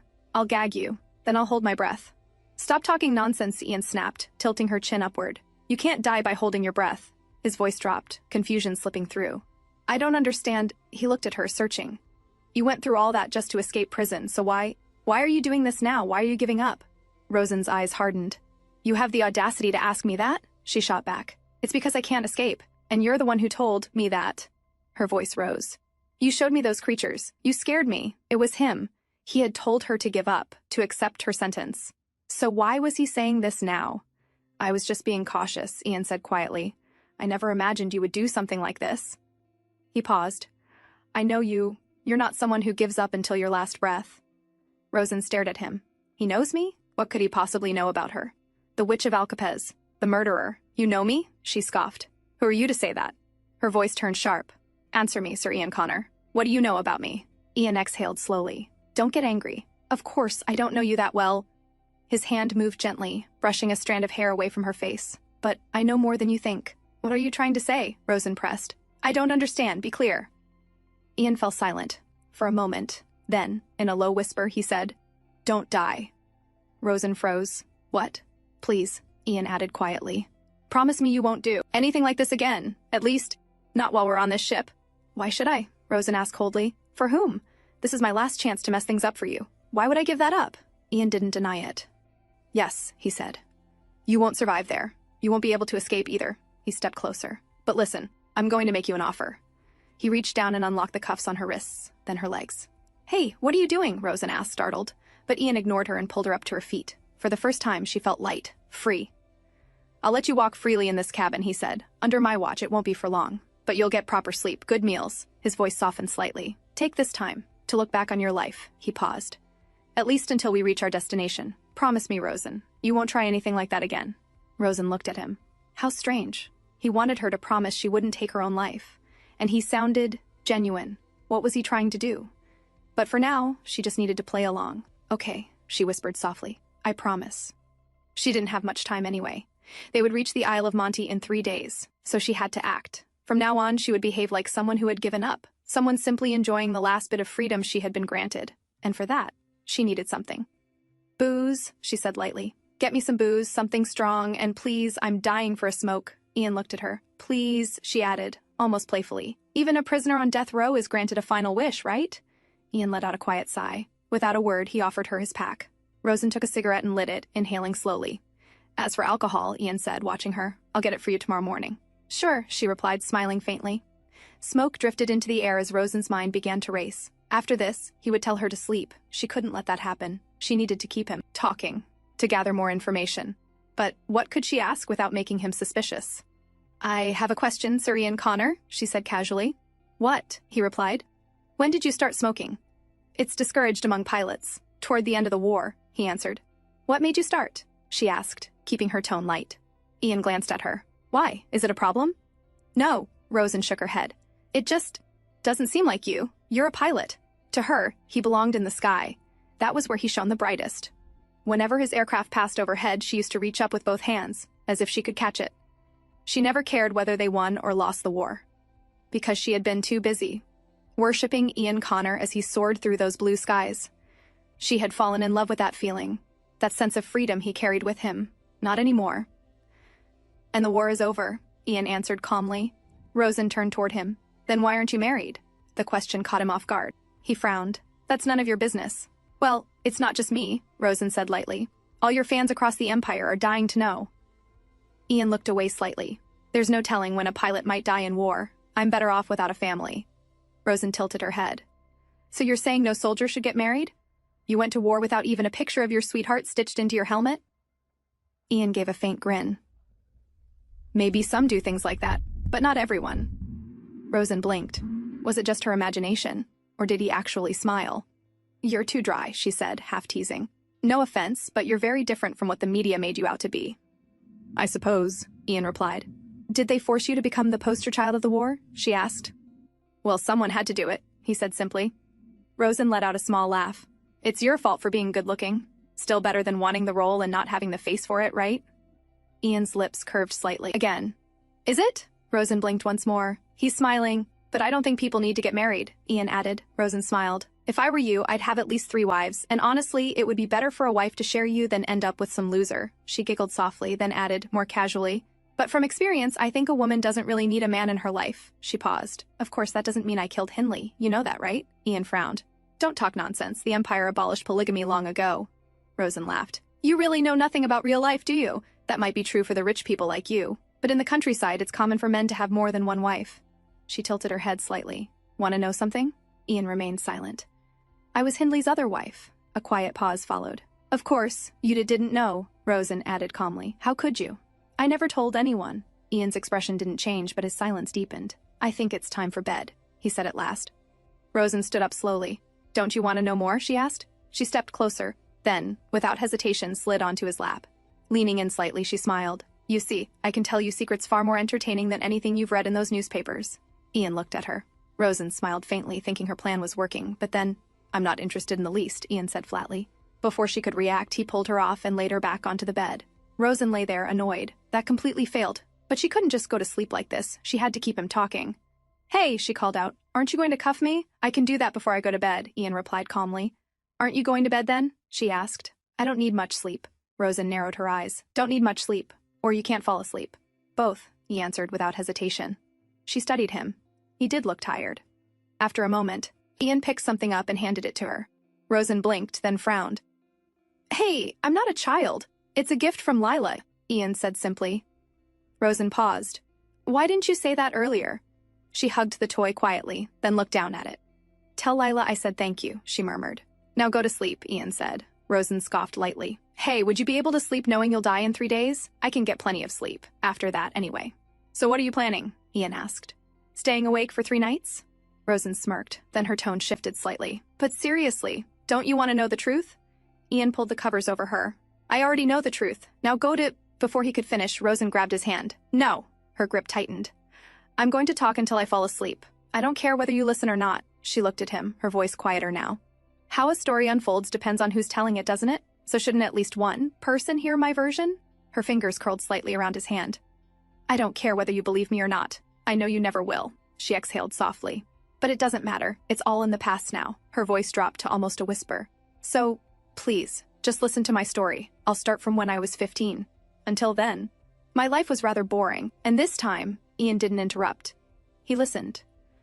Rosen's memories from before the age of 15 were hazy, blurry, but everything traced back to one place, the orphanage in Rearton. She had spent 15 years there, an orphanage where punishment meant being beaten, where no matter how young you were, or how sick, you still had to work to earn your keep. Life was hard, but Rosen never questioned it. She didn't know any better. She simply believed that was how life was for everyone. Until one day, she caught a glimpse of something else. It was a cold day. She had been sent out to do laundry. Snow was falling gently over the city, and it happened to be Valborg's Day. At first, she didn't know what it was, but later she learned. Valborg's Day was a night of celebration, held once every year, a festival to honor the birth of the greatest witch in history. Even now, sometimes.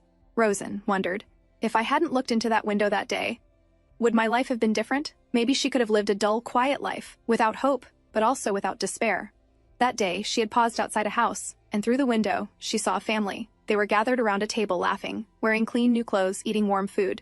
She couldn't hear their voices clearly, but she understood. A child received a toy from her father, and threw her arms around him happily. I love you, the father whispered. Rosen couldn't hear it fully, but she read it from his lips. That night, back at the orphanage, she sat there in silence, bewildered. Love. She had always thought those words belonged only in plays, or novels.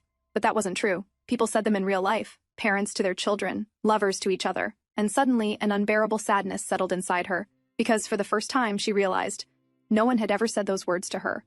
The night felt colder than ever. She wanted something, anything, to warm her. Tears slipped down her cheeks. She had always thought crying was weakness. As a child, the sound of others crying had irritated her, because crying didn't change anything. But now, she understood she had been wrong. They weren't crying because they were weak. They were crying because they had once known warmth, and lost it. And so they were able to recognize what a sad, desolate place they now found themselves in. Unlike them, Rosen had never known that warmth. And that night, she finally understood what that meant. She was alone. On St. Valborg's Day, people lit candles. They prayed to Valborg, the greatest witch, to grant their wishes. That night, Rosen made one too. She closed her eyes and whispered softly, Oh, Valborg, please take pity on me. I don't care who it is. Just send someone to hold me. Someone who will tell me they love me and truly mean it. She hesitated, then added quietly, and if that's too much to ask, it's okay. Even if they don't mean it, I just need someone to wrap me in a warm embrace. Rosen! Rosen! A voice called out. Rosen blinked, coming out of her daze, and turned toward it. Did you call me? She asked. Yes, her friend replied, watching her closely. What's with you these days? Is something wrong? She leaned in slightly, lowering her voice. Or, is it because your birthday is coming up? Girls over the age of 15 have to leave the orphanage, you know. Rosen didn't look up. She continued washing the dishes, her hands moving mechanically. Well, she said quietly, I'm sure I'll be sold off as a maid, or as a concubine, and the money will go straight to the headmistress. She paused, then added under her breath, better to be a concubine than a maid. Behind her, a few of the other girls began arguing. A concubine is just at the mercy of her husband, one snapped. And maids are safe? Another shot back. They're no better off. They're still at their master's mercy. The voices rose, tension filling the small space. Then suddenly, Rosen! A girl rushed in. The headmistress is calling for you. Someone is here to see you. Rosen turned, startled. Someone came to see me? Inside the office, the headmistress sat before a well-dressed man. Would you mind waiting for a moment? She asked politely. She won't be long. Of course, the man replied with a gentle smile. It's no trouble at all to wait for a lady.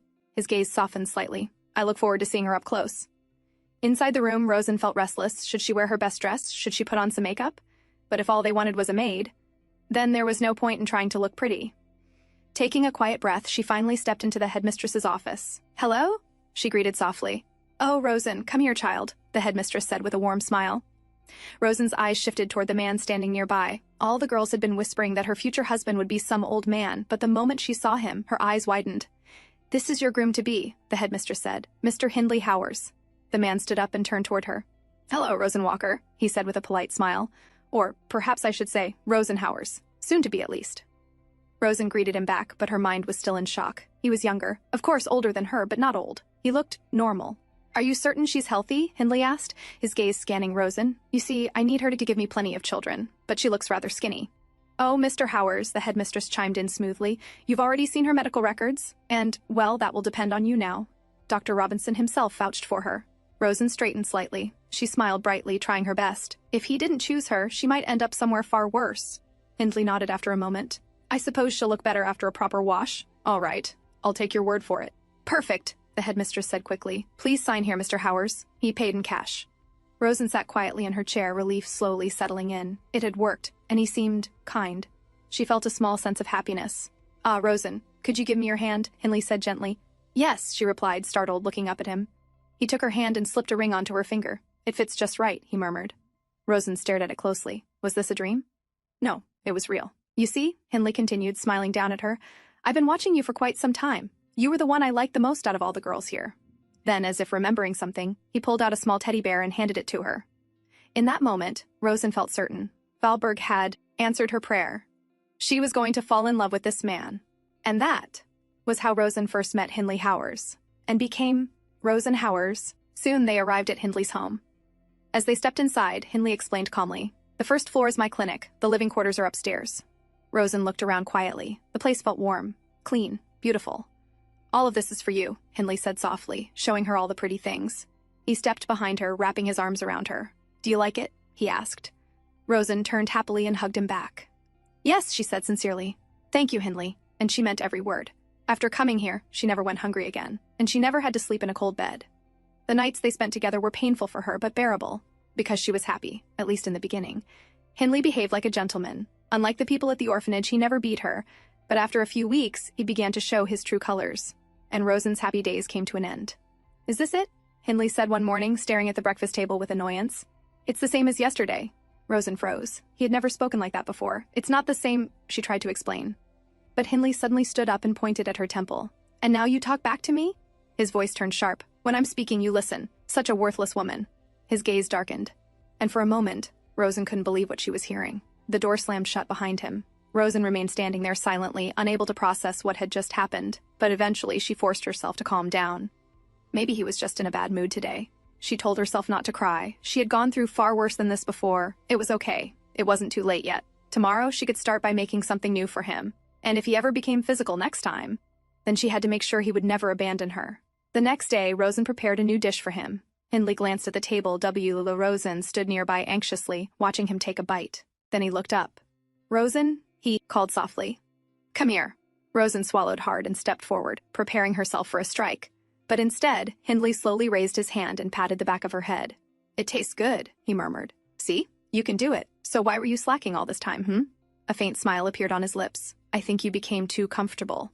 Then he pulled her into a hug and whispered near her ear, "Never get too comfortable with your husband. You want to end up a lazy old cow, huh?" He chuckled quietly.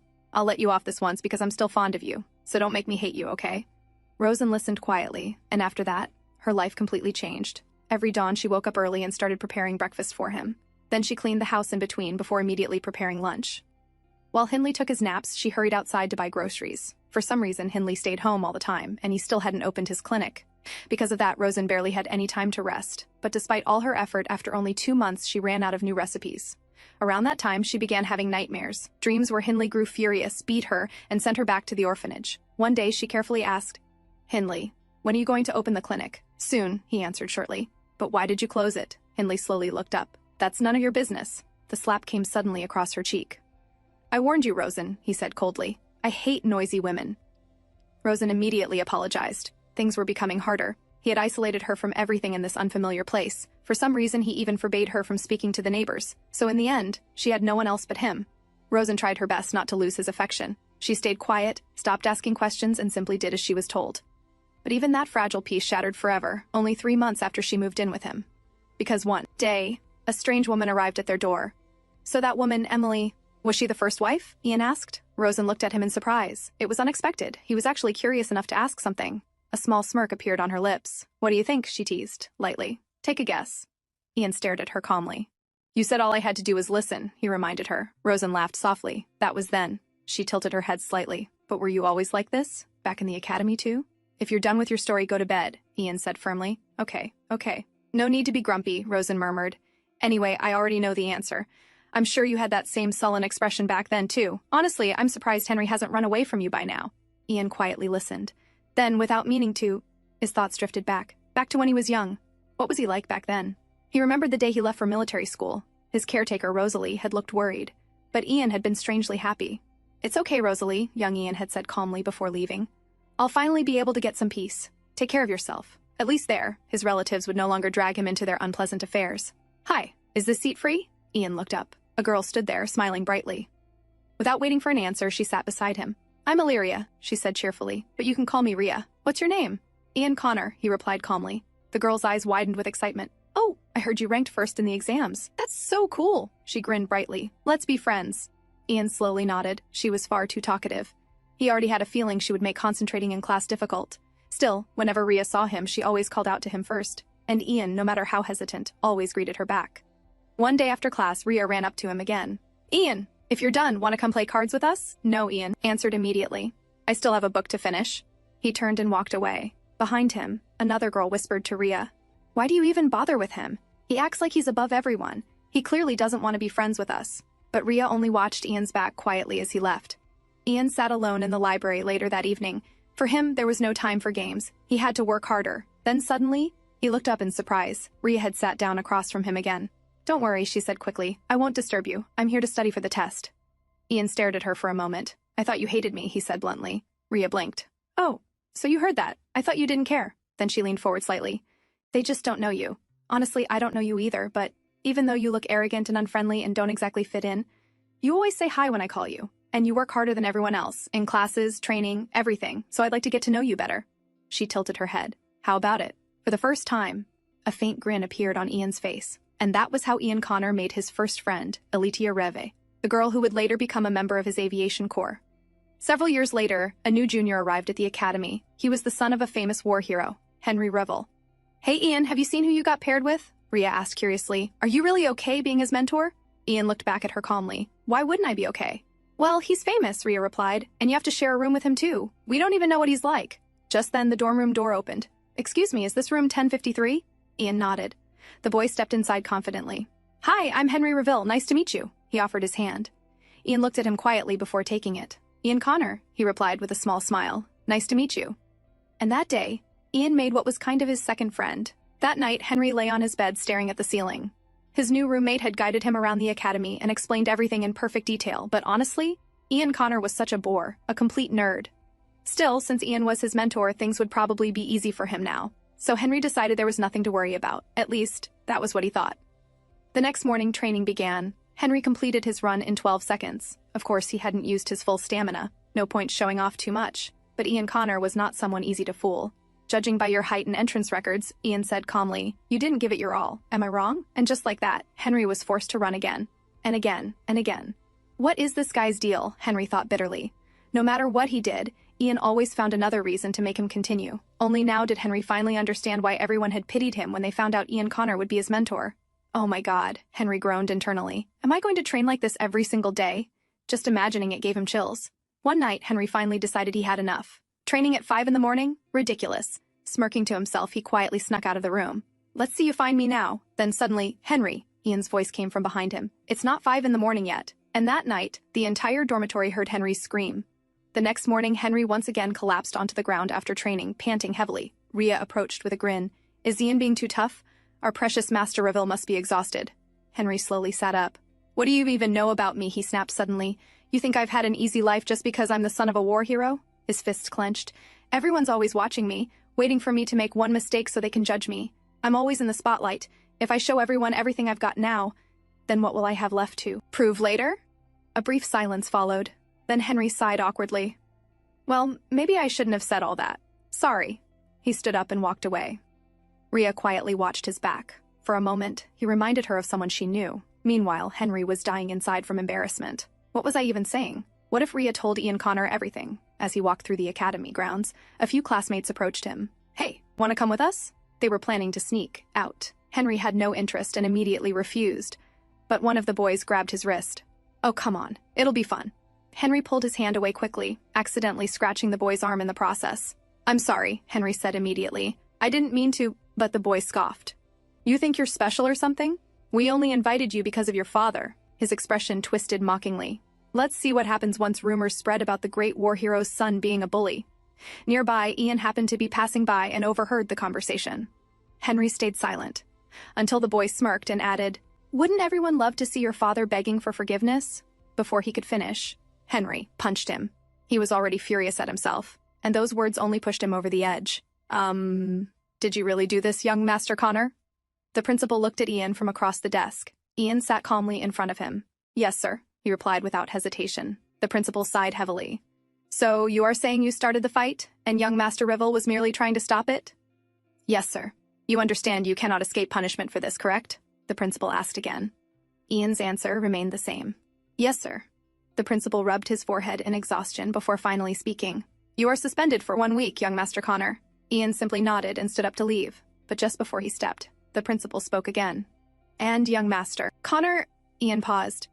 I assure you we will not overlook this kind of behavior next time. I hope Master Reveal understands that as well. Ian quietly nodded before leaving the office.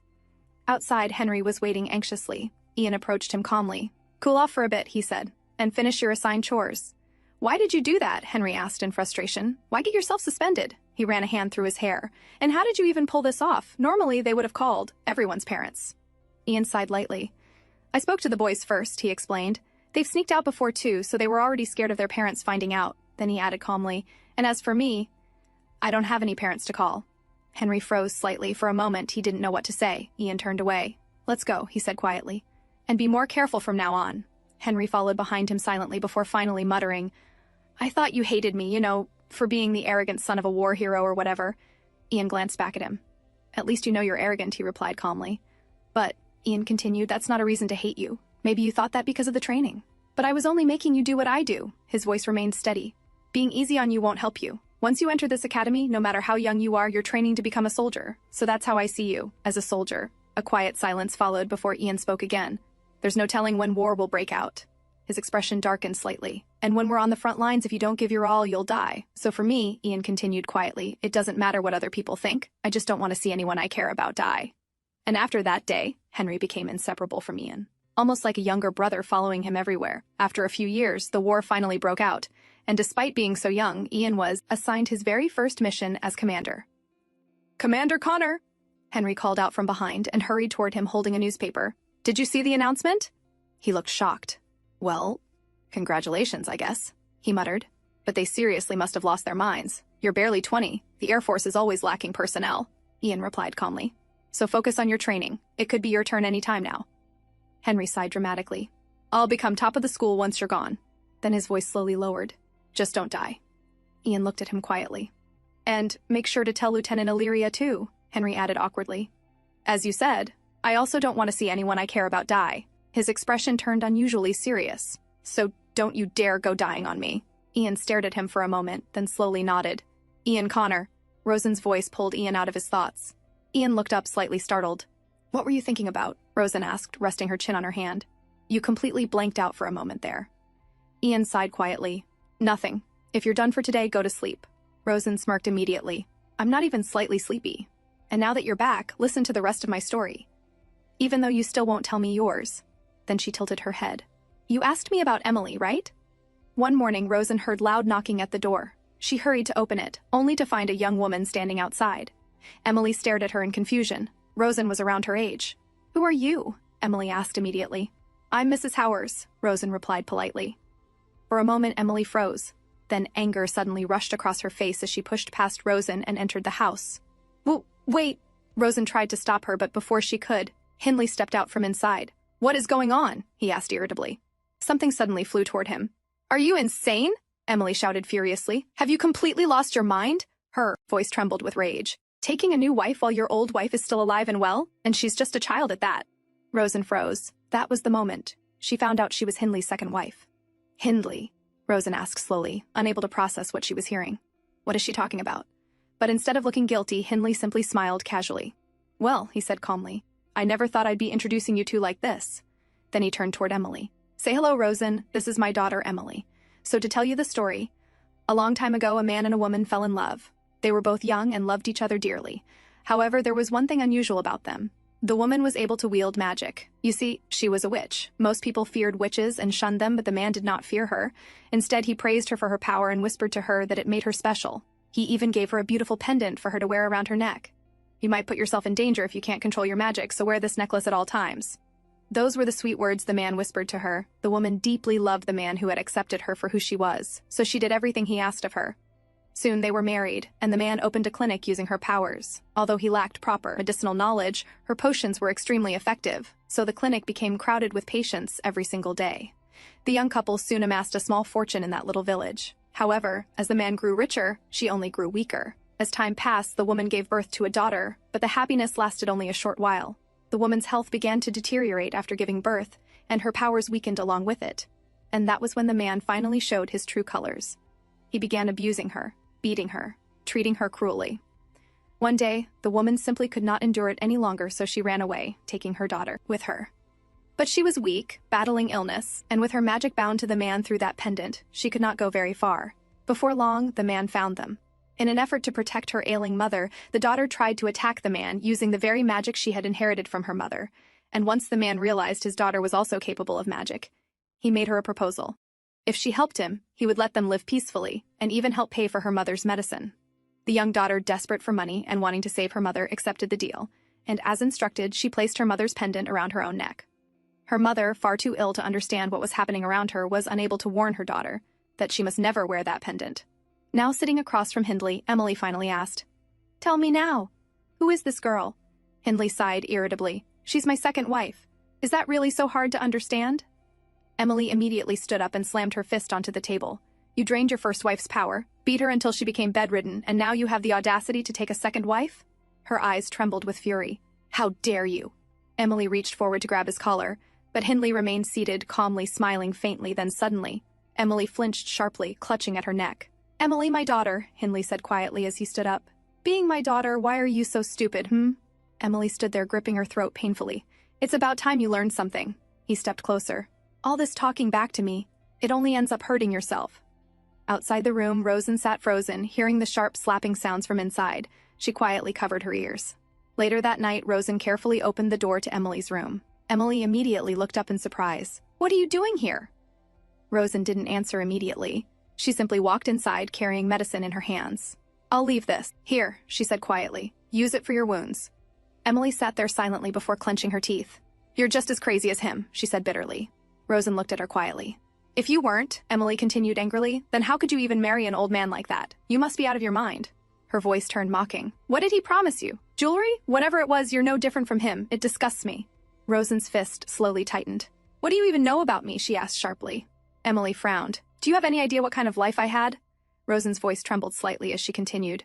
I never knew my parents. I was abused in an orphanage. I worked like a maid every single day while worrying I might be sold off somewhere even worse. We slept like rats in freezing cold rooms. And every time I found something to eat, even stale bread, I was grateful for it. Rosen looked directly at Emily. Do you really think I ever had a choice? Then she slowly turned away. It's true that I don't know about your past, but you have no right to treat me like that. You at least had a family growing up. And with those final words, Rosen quietly left the room. The next morning, Rosen felt uneasy. Last night, she had spoken her mind to Emily without holding back, but now worry slowly crept into her chest. What if Emily told everything to Hindley? Good morning, Rosen. Startled, Rosen turned around as Hindley wrapped his arms around her from behind. Good morning. Then she hesitated before asking carefully, where is Emily? Why do you ask? Hindley asked casually as he sat down on the chair. Rosen lowered her gaze slightly. Maybe she's still sleeping after all the beating I gave her last night. He sighed dramatically. Sorry about that. You see, I didn't intend to go that far, but it couldn't be helped. That foolish girl tried to use magic on me. Magic? Rosen whispered in surprise. Oh, you didn't know? Hindley replied calmly.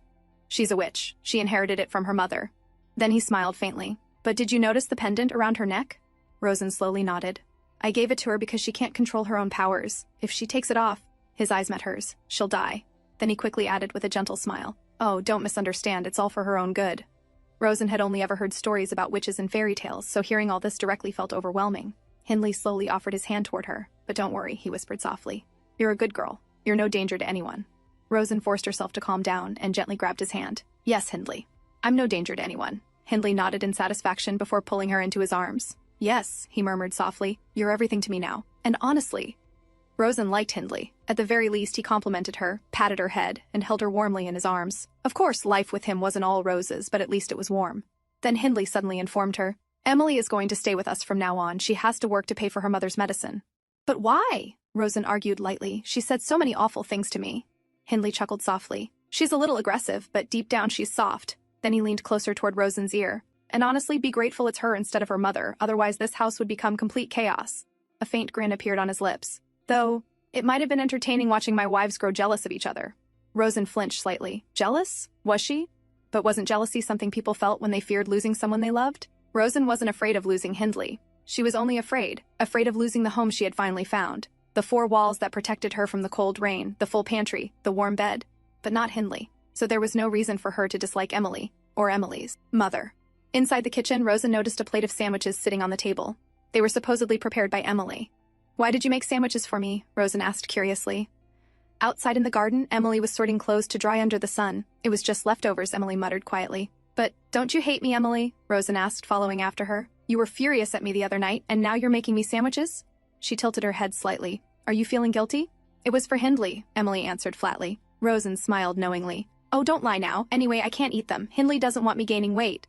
Emily immediately turned irritated. That's complete nonsense, she snapped. He eats like a pig and lounges around all day. Rosen's eyes widened in surprise. Then suddenly, remembering something, she asked eagerly, Emily, are you really a witch? Emily stared at her for a moment before quietly answering, yes. Rosen's face instantly brightened. That's so cool! But then why are you working here? She asked excitedly. Couldn't you just use magic? Emily looked at her silently before turning away. Stop talking nonsense and help me with the laundry. Rosen had finally met a real witch, but somehow it felt disappointing. In fairy tales, witches could do anything. They could fly, destroy everything they hated, change the world using magic. So had the great witch Valborg lost all her power over time? Rosen wondered about that quietly, because after all those desperate prayers to Valborg, all she received in the end was Hindley. Rosen sighed softly as she stood there. I guess it's not that great after all, she murmured. All it takes is a little necklace to stop you from using magic? Emily stayed silent for a moment before whispering quietly, I can still do some simple magic. Really? Rosen's eyes sparkled immediately. Then show me, please. She looked genuinely excited. Emily turned toward her in surprise. Why do you even want to see it? She asked quietly. I'm a witch. People are always afraid of me. That's the only reason I'm still staying with Hindley. She sighed bitterly. He annoys me like hell, but without his protection, what would happen to me and my mother? It doesn't matter whether war breaks out or not. The two of us can't survive alone. Emily looked away. Being a witch is a curse. Are you kidding me? Rosen immediately argued. It's magic. How could that ever be a curse? Then she clasped her hands together eagerly. Please, Emily, just show me once. Emily let out a tired sigh before slowly raising her hand, and in the next second, the water suddenly floated into the air. Rosen froze. What Emily showed her that day was the most magnificent thing Rosen had ever seen in her entire life.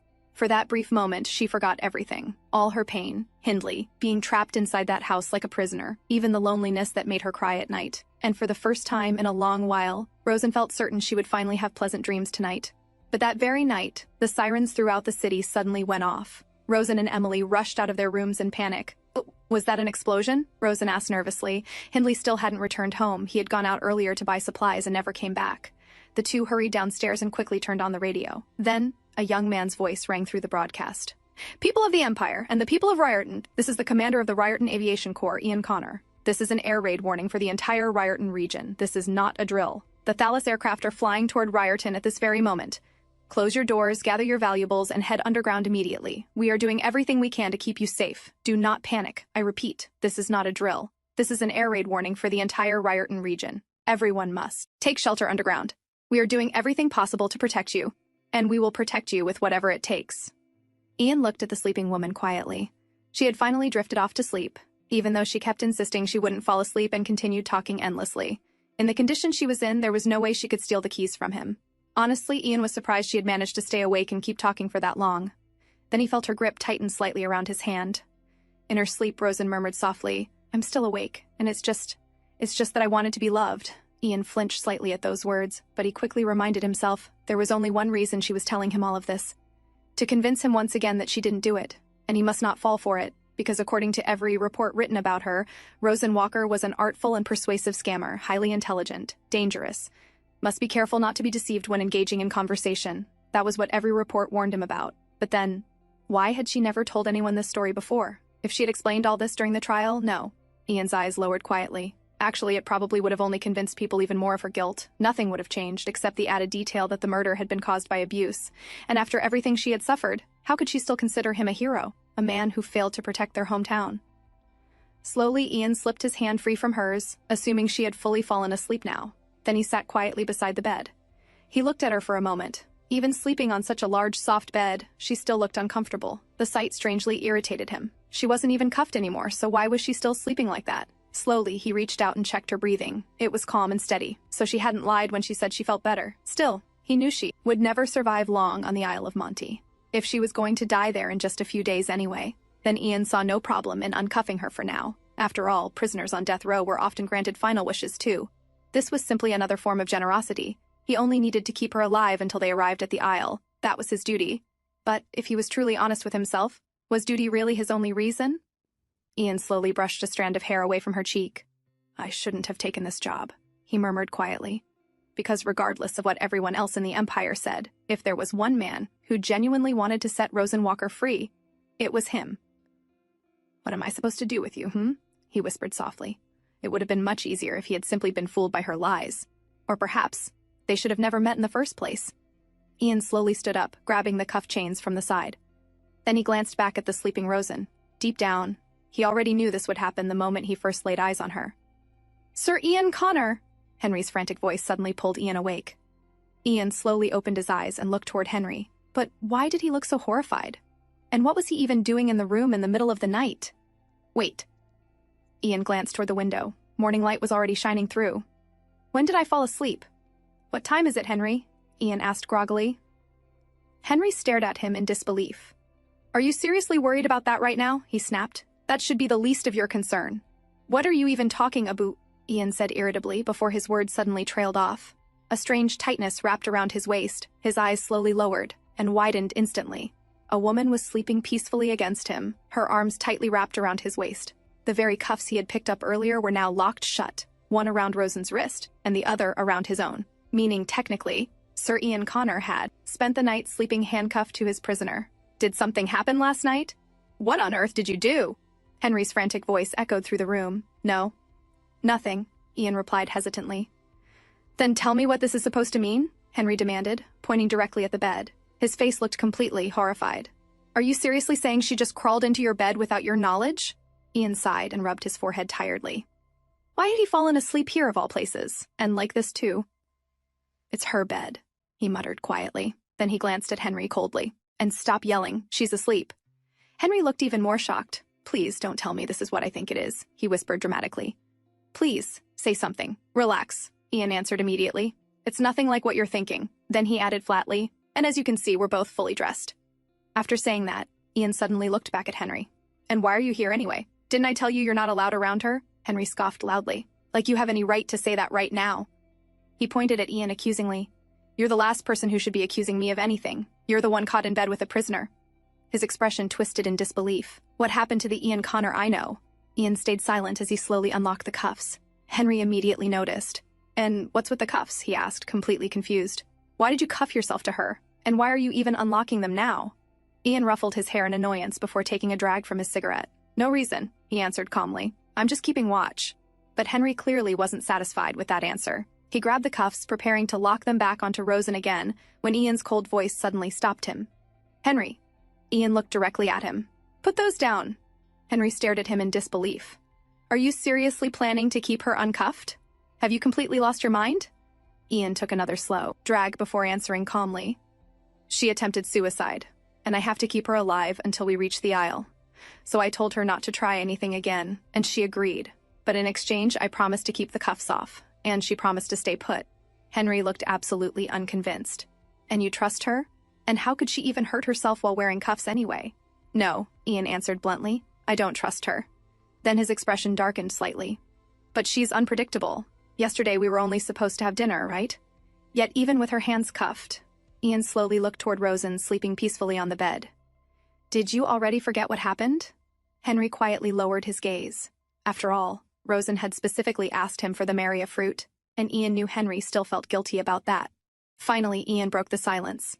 Anyway, why were you here? Henry quickly remembered why he had come.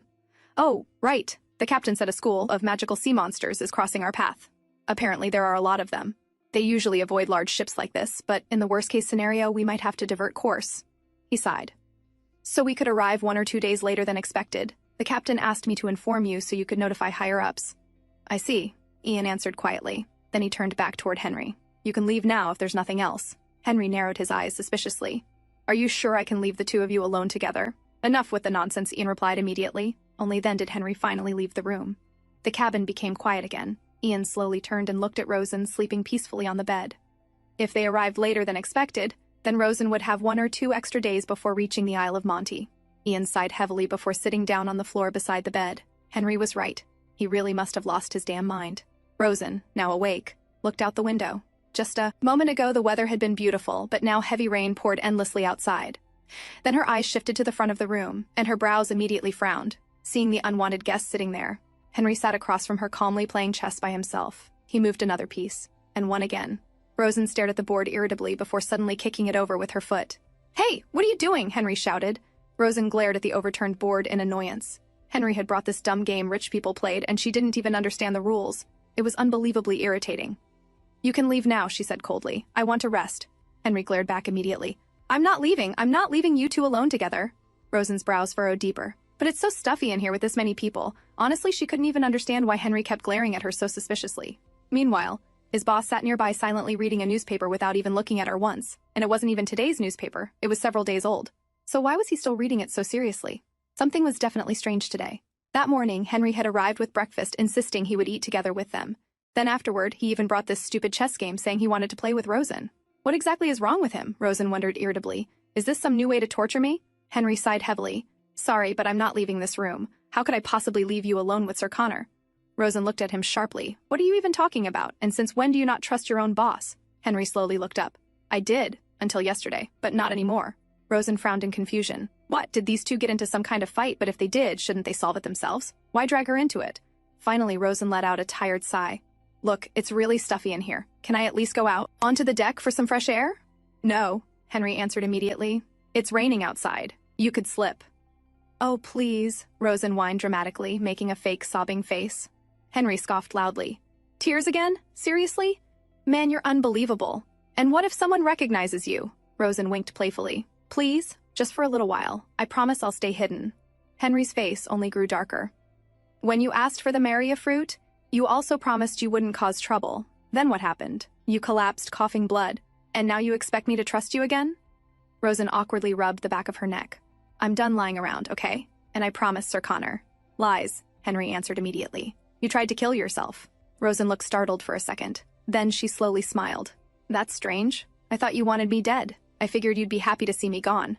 Henry slowly looked up at her, his face suddenly pale. Then he lowered his gaze quietly.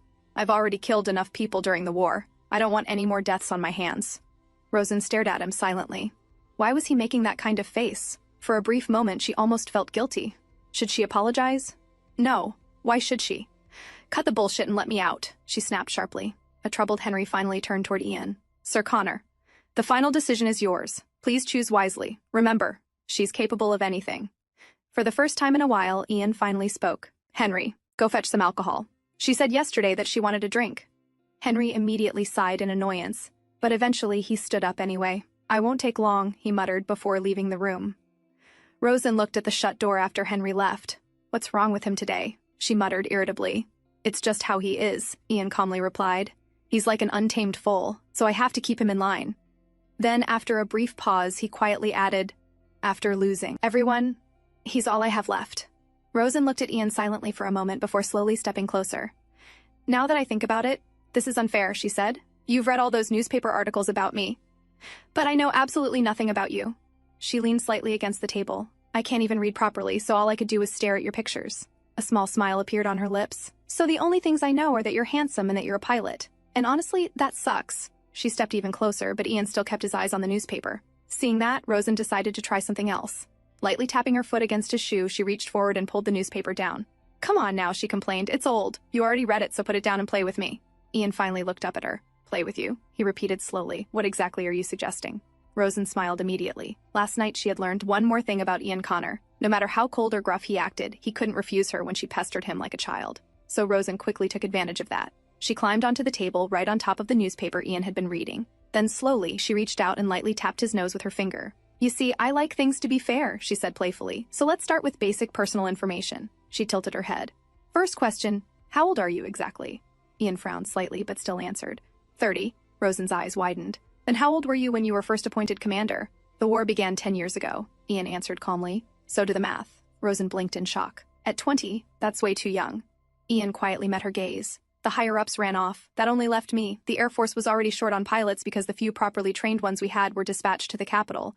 So the only people left in Riorton were U.S. cadets. They simply chose the best among us. My first flying corps consisted of 4 people, Illyria Lev, Violet Mihak, and Lucy Watkins. He paused briefly.